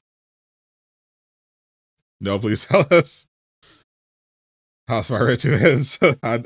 I know you saw it. I know you know how it ends, Easty. Yeah. So the only thing we know about Spider-Man 3 is what they set up in Spider-Man 2. I mean, the game seems to be in very early development. We can expect that they're going to be playing the same card that they played with Spider-Man 2. They called it Spider-Man 2 because you played with two Spider-Men. Spider-Man 3 looks like you're going to play with 3 instead of 2 spider heroes. Silk, Miles, and Peter. Silk was, of course, Cindy Moon, introduced at the end of Spider-Man 2. They set up Green Goblin. Finally, they've been building up to it. Norman now, officially as of the end of Spider-Man 2, hates Peter. And he's trying to team up with Dr. Octavius, who seems to have his own plans to escape the raft and get revenge on Peter. There's still the outstanding plot line involving Carnage, which was supposed to be DLC. But if they don't end up releasing DLC for Spider-Man 2, like if they canceled it completely instead of delaying it, which is very much a possibility, then that means they have to include Carnage in Spider-Man 3, which I don't love. Honestly,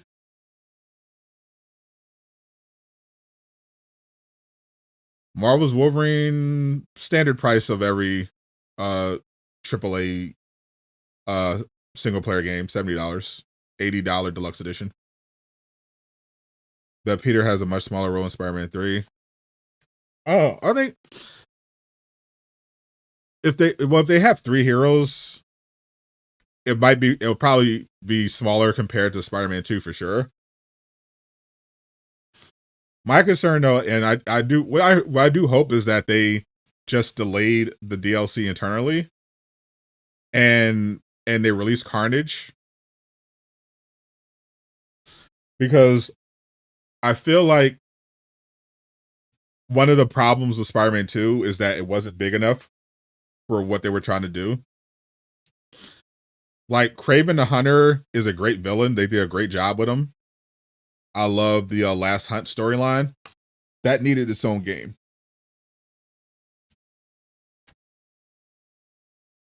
I think Kraven was too big to be the B plot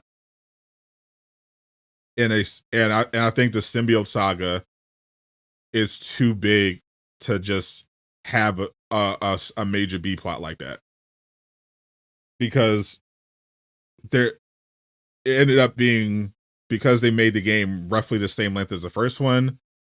You had the situation be you get a decent amount of Kraven, you cut that off, and to get into this big Venom thing, potentially world ending Venom thing, and you barely really got that much time of Venom. And I feel like you either should have made Spider-Man 2 a much bigger game, or you just make the whole game about Venom and the symbiotes. The next day of play is February. Yeah, it didn't help that they had to rush it, yeah, because they didn't have enough time. But that was my issue. So that's why if they don't release Carnage DLC, I'm concerned with Spider-Man 3. If they're determined not to make it like a much longer game, because then you have a situation where you have to fit Carnage into a game where you also have to like build up the Green Goblin, unless they're just going to leave the Carnage storyline just we're just not going to address it, which is possible. They can just literally just leave it. I feel like, yeah, they could either just like, yeah, we're just going to just kind of let this Carnage thing just never mention it, or maybe have that as DLC for Spider-Man 3 instead, or you just do Spider-Man 2 DLC, get the Carnage storyline out of the way, and then go into Spider-Man 3 clean.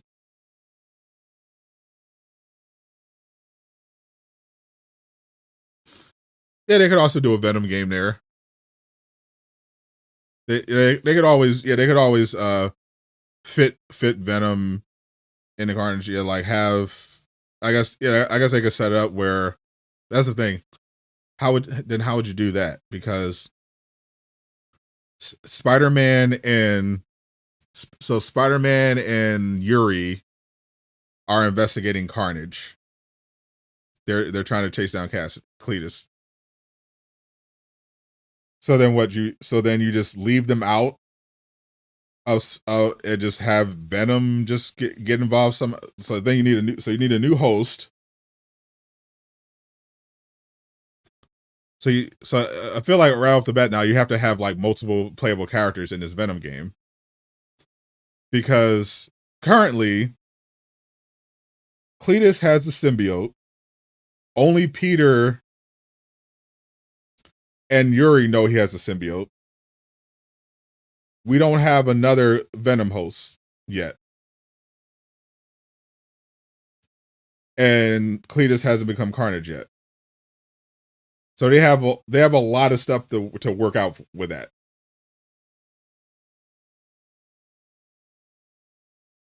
Because then you're just like, okay, well, because you can't just ignore that aspect. So it's like, okay, well, you have to have Peter and Yuri investigating, and then somehow you have to find a new host for the symbiote. Maybe Eddie. Maybe if it's Eddie, okay, Eddie works at the Bugle, so maybe you say, okay, well, Eddie Brock is investigating the symbiote. He's trying to do a story. He's trying to move up at the paper. He wants to do a story on the symbiote invasion. So maybe he's been investigating the symbiote, the flame. He's trying to find a story. He's trying to find an interesting story. So maybe he's been investigating the flame. Maybe he's investigating Yuri. And he stumbles upon this investigation. He stumbles upon this Cassie situation. But then there's a question of, okay, then how did he get the symbiote? So they cut off the tongue during his fight with Kraven. His tongue got cut off, which is a nod to the comics. Version of Venom did become created by a piece of his tongue getting cut off. So then if they go that route, then okay, you have to have someone find the tongue, experiment on it, turn it into a symbiote. Then you have to have Eddie somehow find out about it or somehow get involved in it, and then he gets the symbiote, and then assume he's been investigating it's a lot they have to tie together. If I talk about the Sonic games, honestly, I don't really care about the Sonic games. I have not played a Sonic game since Sonic Adventure. I haven't seen any of the new Sonic movies. I do have to do that eventually. I have to watch the Sonic movies. If there is a Venom game, it will not be on anything other than PlayStation. except for, well, it will be on PC eventually, but it will be a PlayStation exclusive. You gotta talk about the bigger problem. We're all the villains outside of Norman, Otto, Chameleon. Yeah, I mean, they still have more. I mean, yeah, they're basically bringing back Otto. Norman's the Green Goblin. Tombstone is a changed man. They set up Chameleon. I mean, they still have more. Like, they were supposed to do Carnage and a Beetle for DLC. They still have. I mean, they teased Big Will and Speed Demon and Hydro Man at the Coney Island Music Park. They have Easter eggs for all three of them, so they could absolutely just make all of them, all three of them villains. Big Will, Hydro Man, Speed Demon. That would be great. Throw them in there. Yeah, most of the Central 6 mostly cooked for sure. Says obsessed with Sonic. A lot are. I used to love Sonic. But yeah, but besides, I feel like that's actually kind of good. They could always do the spot, for Miles. Can always bring him in. Who else? Who else were they working on? I mean, they always have Taskmaster. They can bring him back. They didn't really tie off that storyline in Spider-Man PS4, so you can always bring back Taskmaster. They have some villains they can work with.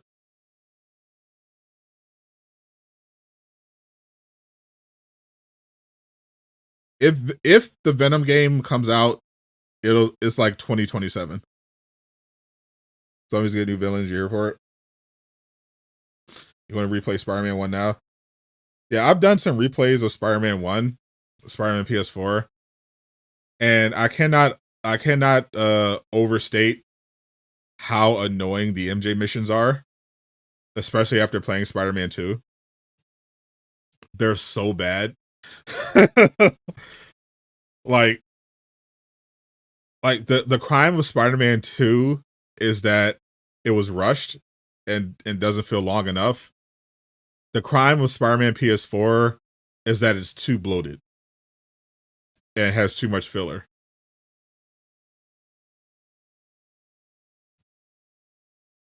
Like there's a lot in that game. A lot they do really well. Others, not so much.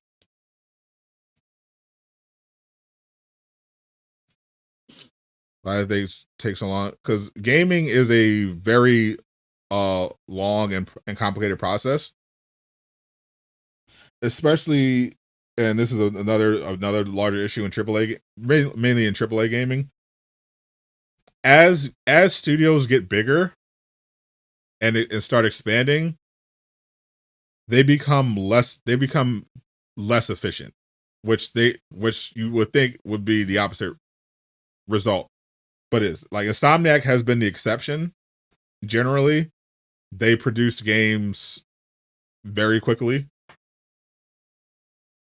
but a lot of studios, EA also has some studios that put out games pretty fast. It honestly depends on the studio, but the biggest issue is that there's some studios, AAA studios, that are just inefficient. They don't manage their time and resources well. Like, on average, if you're not doing a big multiplayer game or like a super ambitious game, like like a Cyberpunk or a GTA, it should take you 3 to 4 years to put out your game. And typically that's about what it comes down to. But some studios take a lot longer because, especially if they're bigger, there's a lot more red tape to get through. Like I've heard several devs complain about this who work at larger studios. like a task that would normally take like an hour or two could take like days, because I can't just, before it was like a huge studio, if you needed this thing done, you could be like, okay, hey, I can take it to this department. Hey, I need this done. Can we, or I'll just do it myself. Whereas now you'd be like, okay, you need to do this. Well, you have to take it to this department so that they can review it and they'll get back to you. Then they have to send it to here for approval. Then it has to go through HR. Then it has to go through, all this bullshit, and until you finally get back, until it finally gets back to you. And that dramatically slows down everything. Like, I was talking to some devs who at Crystal Dynamics who worked on Marvel's Avengers, and they were talking about how much working with Marvel was slowing everything down, because they would be like, okay, we have a piece of gear we want to add to the game. We want to call it this. Instead of just being like, okay, here's the gear, we're going to call it this. This is how we're going to program it. They have to be like, okay, well, if we call it this, we have to talk to Marvel. So we have to send it to Marvel and wait for Marvel to do whatever they're doing and give us approval so that we can put it in a game. And then Marvel might not get back to them for like 3 weeks or a month. So they're just sitting. So they're like, okay, well, I guess we could try work on some other stuff until we wait for permission to name this thing. like everything, like when there's bureaucracy involved, everything takes too long. Like if your games used to be made by like 40, even 50 or even less person teams, and that's why you're seeing kind of like a resurgence in indie and AA games when it was more simplified, where it's like, okay, we're just a bunch of dudes here, we're gonna crank out this game and we'll see if people like it. And now it's like, oh well, it's got to go through HR, it's got to go through corporate, it's got to go through marketing, you gotta make sure it's focus grouped. It's all this nonsense that goes into AAA gaming. That has nothing to do with getting the game to be good. And then the Sweet Baby, got to send it to Sweet Baby. The consultancy process in general, you have to, instead of just trusting your own experiences, you have to hire these outside consultancy groups. Sometimes like a Sweet Baby Inc. And you have to have them come in and look over and give their suggestions and feedback, and like it's a whole lot of crap that goes to AAA gaming. So sometimes it results in games taking longer, and then other times it's like you have the mismanagement situation, where it's like, okay, we might spend great example, Monolith Productions. They're making the Wonder Woman game. It's been 7 years since their last game. Their last game was I think it was Middle Earth Shadow of War. So after that, they decided, okay, we're going to make a new game. And they were going to make a original sci-fi IP, some kind of original science fiction game. They spent 4 years working on that game, only to cancel it. We don't know if Warner Brothers canceled it or if their studio has decided to cancel it. For whatever reason, they spent 4 years working on this game and then decided we're not making that game anymore. And then they decided, okay, we're going to do Wonder Woman instead. So then they slapped together a CGI trailer and said, hey, Game Awards, we're making a Wonder Woman game. If you're interested in working on that game, come to us, we're hiring. And now they're working on a Wonder Woman game. That's what happens sometimes at AAA development process. You could literally spend 4 years or more working on a game, and then you get the word, nope, you're not doing it anymore.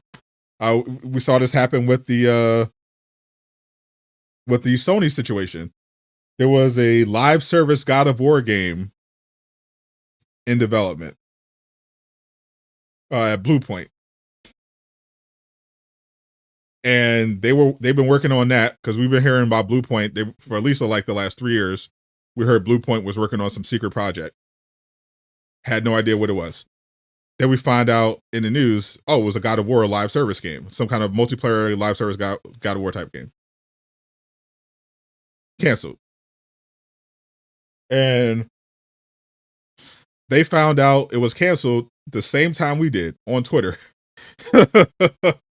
It just be like that. That's the game industry. You're aware Venom game is probably a 2027 release. If the game is releasing in 2027,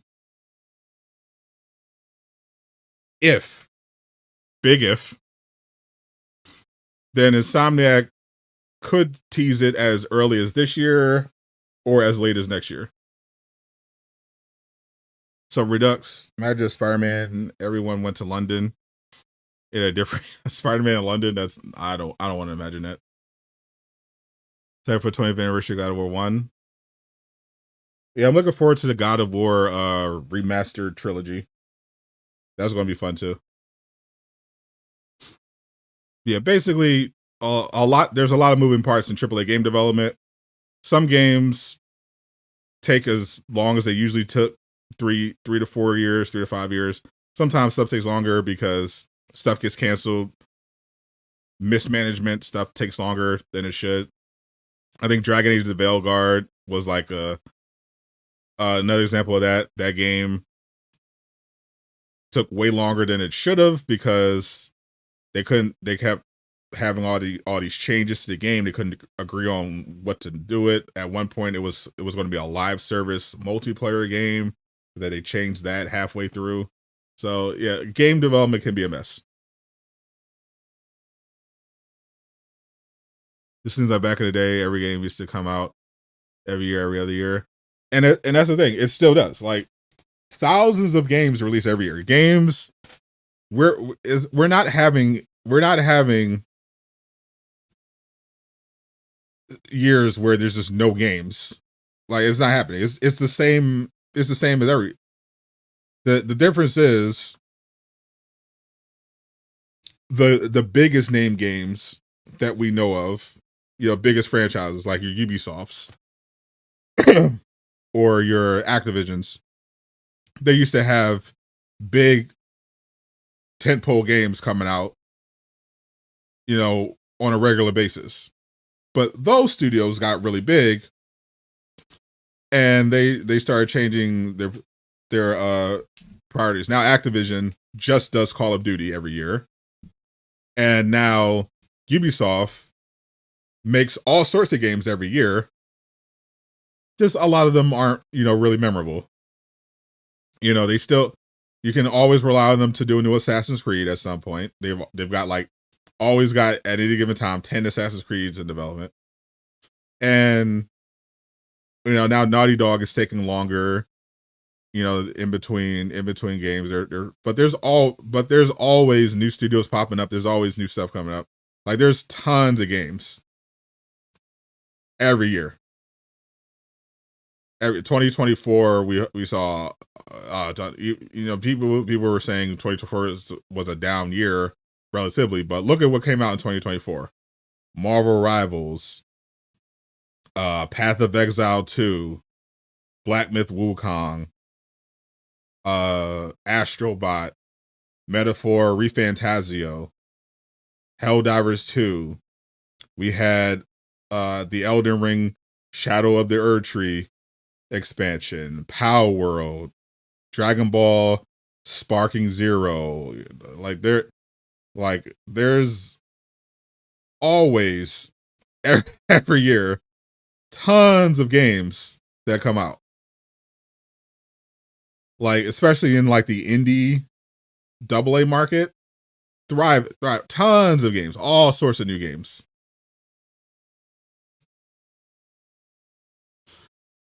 So many, in fact, that it can be hard for people to keep track of.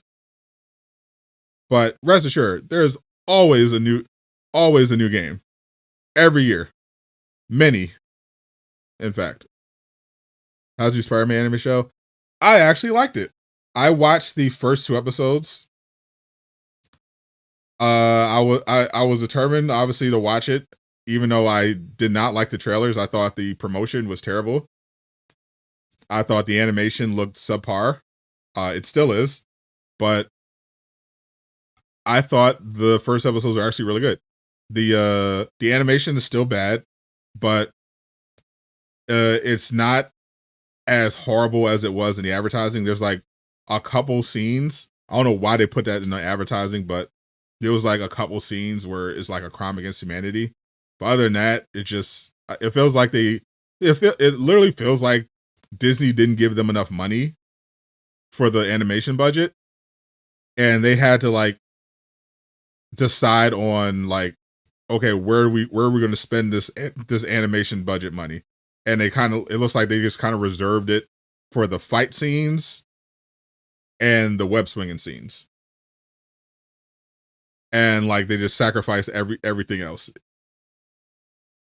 But the writing so far is really good. I thought it was solid. I love they definitely made some changes that a certain side of the internet doesn't like. You know, Norman is black. Dr. Connors is black and a woman. But honestly, I love the change they made to Dr. Connors. Dr. Connors is hot now, and I'm here for it. I'm absolutely here for hot Dr. Connors. I want that to be the new canon. Hot Dr. Connors is the new Connors. I'm absolutely here for it. I'm really loving the relationship between Nico and Peter.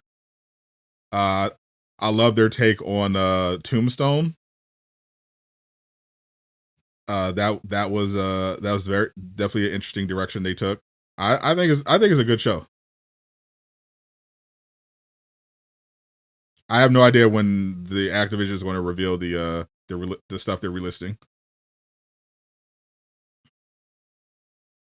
It would be awesome if they did it at the State of Play. You have to check it out. Yeah, I definitely recommend it. Yeah, I think the State of Play should have Wolverine, especially if Wolverine isn't whether or not Wolverine is coming out this year or next year. It should be at either the State of Play that's happening in a couple weeks, potentially sometime in February, or over the summer. We got review bound, of course. So predictably, those people who didn't watch it are going to review bomb it and call it woke or whatever. But the actual show is good, even if the art style is terrible. I mean, the animation art style is acquired taste is okay. The animation is terrible. Like objectively, that is bad. You bought Elden Ring for PS4. You're having fun with it. I'm not an Elden Ring player. I actually bought Elden Ring because it was on sale for $20. Never opened it.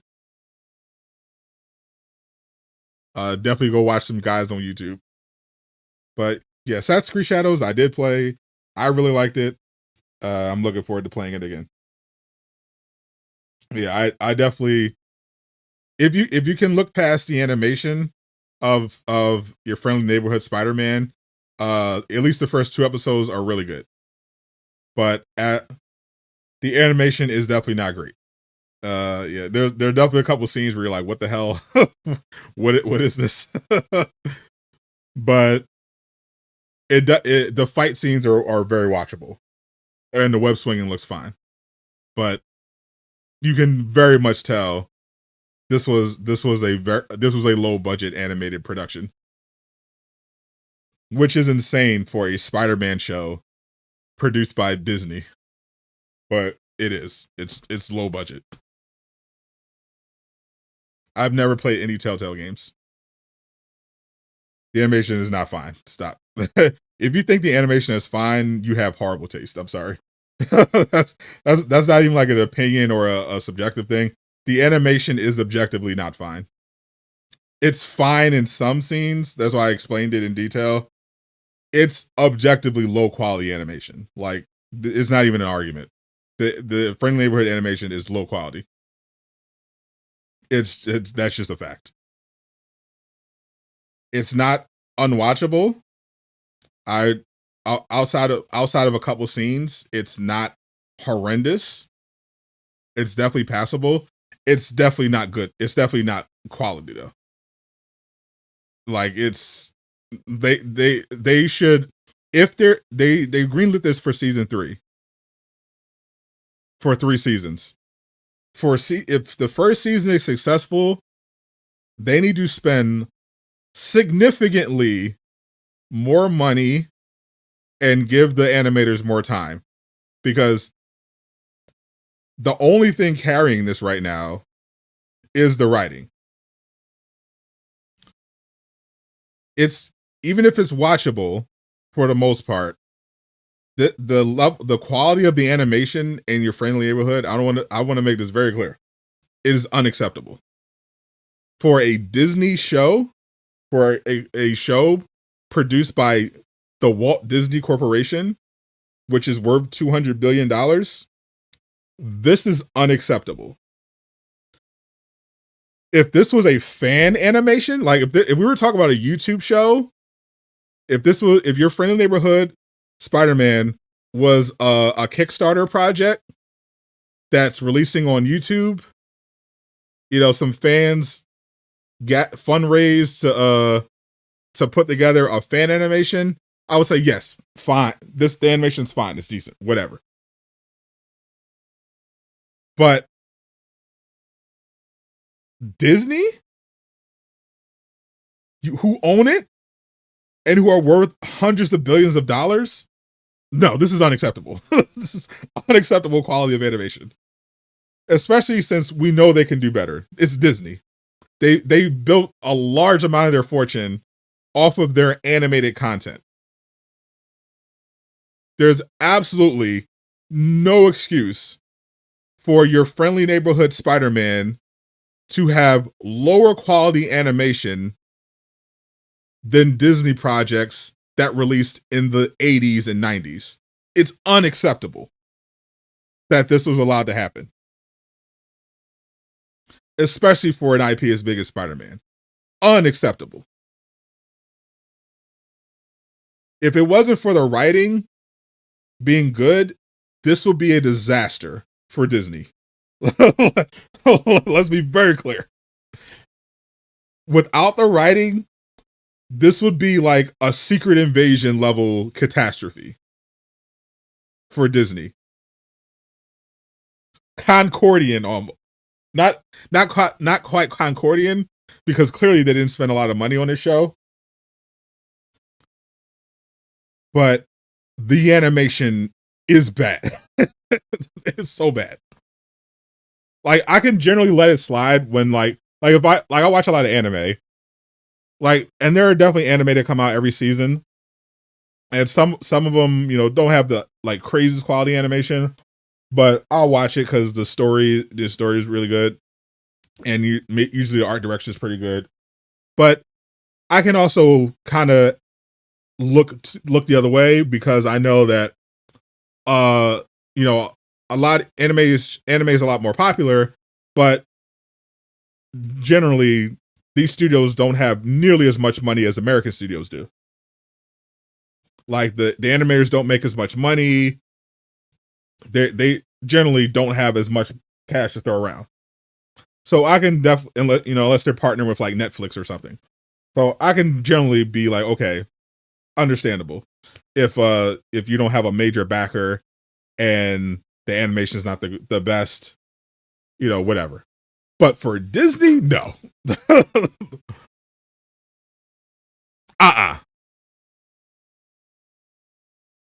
Especially since not only does Disney have like good anime, like actual anime on their platform right now, they have good American animation content on there. They have if you go on Disney Plus right now, you can watch What If, 3 seasons of it. Star Wars Vision, 2 seasons of it. You got The Bad Batch, Star Wars Rebels.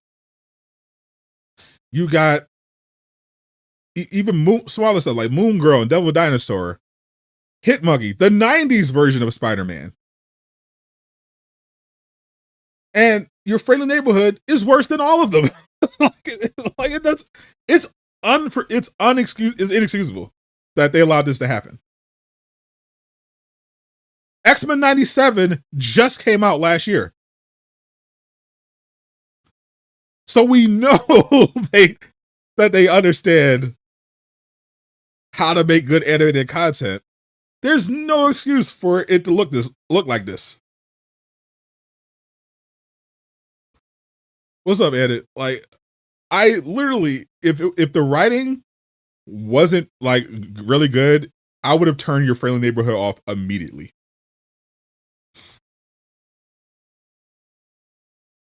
As long as the writing stays consistently like good for me, I'll keep watching it. As soon as it falls off, I'm out. Like the second we get a secret invasion or acolyte episode, I'm out. That's the only thing holding the show together.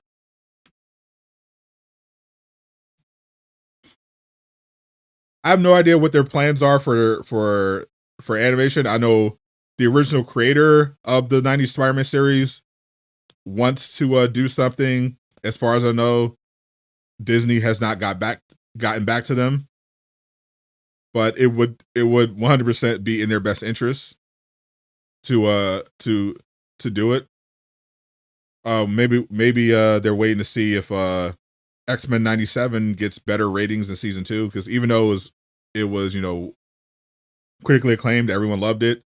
Didn't get a ton of viewership on Disney Plus. So maybe they're just kind of hoping that they get some more mileage out of their animated content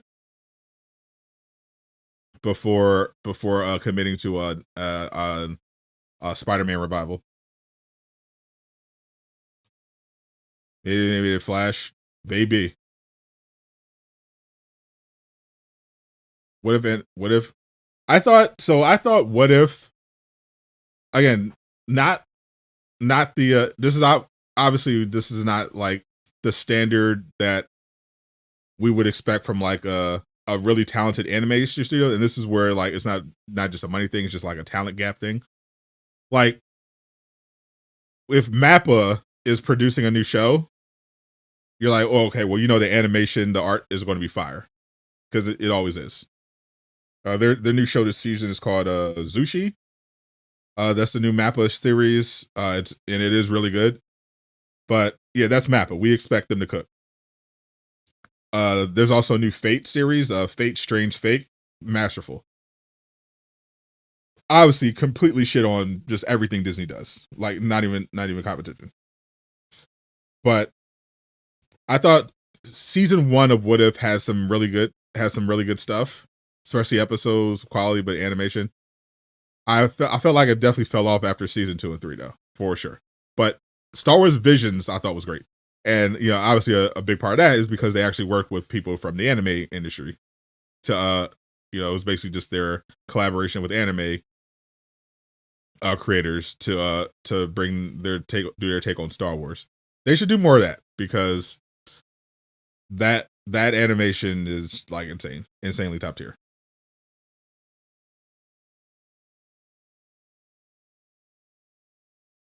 Yeah, the writing of A Friendly Neighborhood is good so far, even if the animation is not good. What's up, Green Warrior? Why does Sony use it? So Sony had Marvel owns Spider-Man. Spider-Man is the property of Marvel Comics, and because they were bought by Disney. Before Disney acquired Marvel was in a bit of a financial bind, and they were looking to sell off assets. So they approached Sony and offered them the film rights, just the film rights, to a ton of Marvel characters, like I think it was like 20 plus Marvel characters. And this very obviously very intelligent Sony exec at the time said they don't give a shit about Iron Man or Thor or anybody like that. We just want Spider-Man. Go get the rights to Spider-Man. Because Marvel's going to offer all of them the rights, the film rights to all those characters. Like I think it was like 20 plus Marvel characters.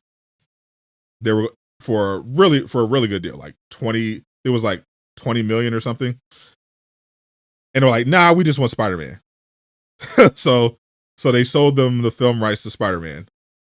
And Sony's been trying to make it work ever since. But Marvel, meanwhile, ended up getting scooped up in its entirety by Disney, and Disney, been acquiring all the rights that were left over, except for the film rights, which they're now sharing with Sony because Sony has not been able to really capitalize lately on those Spider-Man film rights. But Disney had all the rights except for the film. That's it. This is an original story. They definitely have the one thing they wanted to emphasize is that they wanted the freedom to not have this be connected to the MCU. This is they're doing an original story, obviously using characters. This is obviously based on the comics, but they're using different characters. But they're very much trying to tell their own original story, their own original take on Spider-Man. And I like it. I like it so far. If only the animation wasn't trash, it would be a masterpiece. But yeah, it is what it is. Where'd you get this Wolverine clip? This is an original clip that I generated. Will Sony ever sell Spider-Man? It's honestly a very real possibility. Like we just saw the news that Sony, they had their person that was in charge of the Sony Marvelverse step down, and they also just canceled they had a project coming out in 2027. Canceled it. I think they still are hoping that they see the upside. I think they still want to see if they can turn things around because they understand how much money the Spider-Man brand is still worth. No Way Home did tremendous numbers,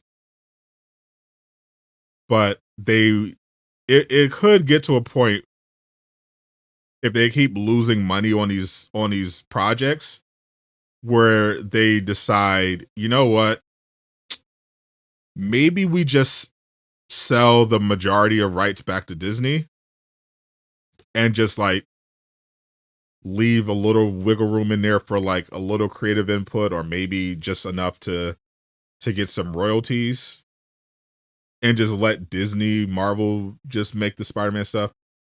Like, which I think is too soon still for Sony. I think literally just put someone who's not a fucking idiot in charge and let them direct your Sony Marvel verse, and you'll be okay. Because the Spider-Verse was great. Obviously, the Sam Raimi Spider-Man movies, except for 3, were great. Like you have people, even though the Tazza movies were poorly done, people love Andrew because they recognize him as the superior live action Spider-Man. So you have options where you can make a ton of money off Spider-Man movies. Just don't be stupid about it, and they'll be okay. I think they should still keep the arrangement they have where they, kind of collab with Disney, or, they get a cut when Disney does their stuff, but they also get to make their own stuff and all that. But I think they should definitely, if they can't turn it around, then they should consider selling. But I think they still have time to turn around. I think they just had someone who just had no idea what they were doing in charge. Miller has gone mostly legit. I mean, he still has his sources. He's more of a news creator now, like journalist adjacent. He covers the neast. Like he's not in the strictly the data mining leaking business currently. At least not for Marvel Rivals. But in general, yeah, like right now, he's mainly been talking about Marvel Rivals, but he's been generally trying to rebrand to be a little more legit, a little more less leaker, a little closer to journalists. Wonder Woman is very far along away. I think 2027 at the earliest. Yeah, because it turned out Wonder Woman was when Wonder Woman was announced, no work on the game had been done. Like we assume because Monolith had been working, it had been like years since their last game. They'd been when they announced Wonder Woman, we assumed, oh, that's the game they've been working on all this time. And it turns out, no, it wasn't. They had previously spent 4 years on a completely different game that they canceled, and then just slapped together a trailer and said, "Hey, we're doing Wonder Woman," and that's the extent of the work they've done. So it's still a while away, unfortunately. 2027, absolute earliest, I would say, for Wonder Woman. Those that deserve to get paid for his work, for sure. I'm always rooting for Miller. I hope he gets all of the money and becomes a huge creator. That Blade game is long ways. Yes, last I heard that was like 2027 as well. Yeah, thanks for hanging out, everyone. This is fun. I'll try. I think I can try to experiment doing more of these like weekly live streams, just kind of doing a round table, just kind of doing a roundup. I'll be back. I gotta work on a new video for tomorrow. I want to make sure I'm not working too late on it. But new video should be dropping tomorrow. Covering upcoming superhero games for this year and everything. And I guess Tuesday morning we're going to be live again. I guess I'm not watching Good Morning America, but when the Fantastic Four First Steps trailer goes up, we'll watch it live, do a reaction, see what they're cooking. I don't think I can watch Good Morning America, but I definitely don't on this stream. I definitely don't want to though. But as soon as it goes on YouTube, on Marvel's website, we'll watch it and see it. That'll be Tuesday morning. I gotta see what time GMA starts, and we'll react to that. More Marvel Rivals news coming for sure. There's Marvel Rivals got a lot of stuff cooking. We'll cover that as well.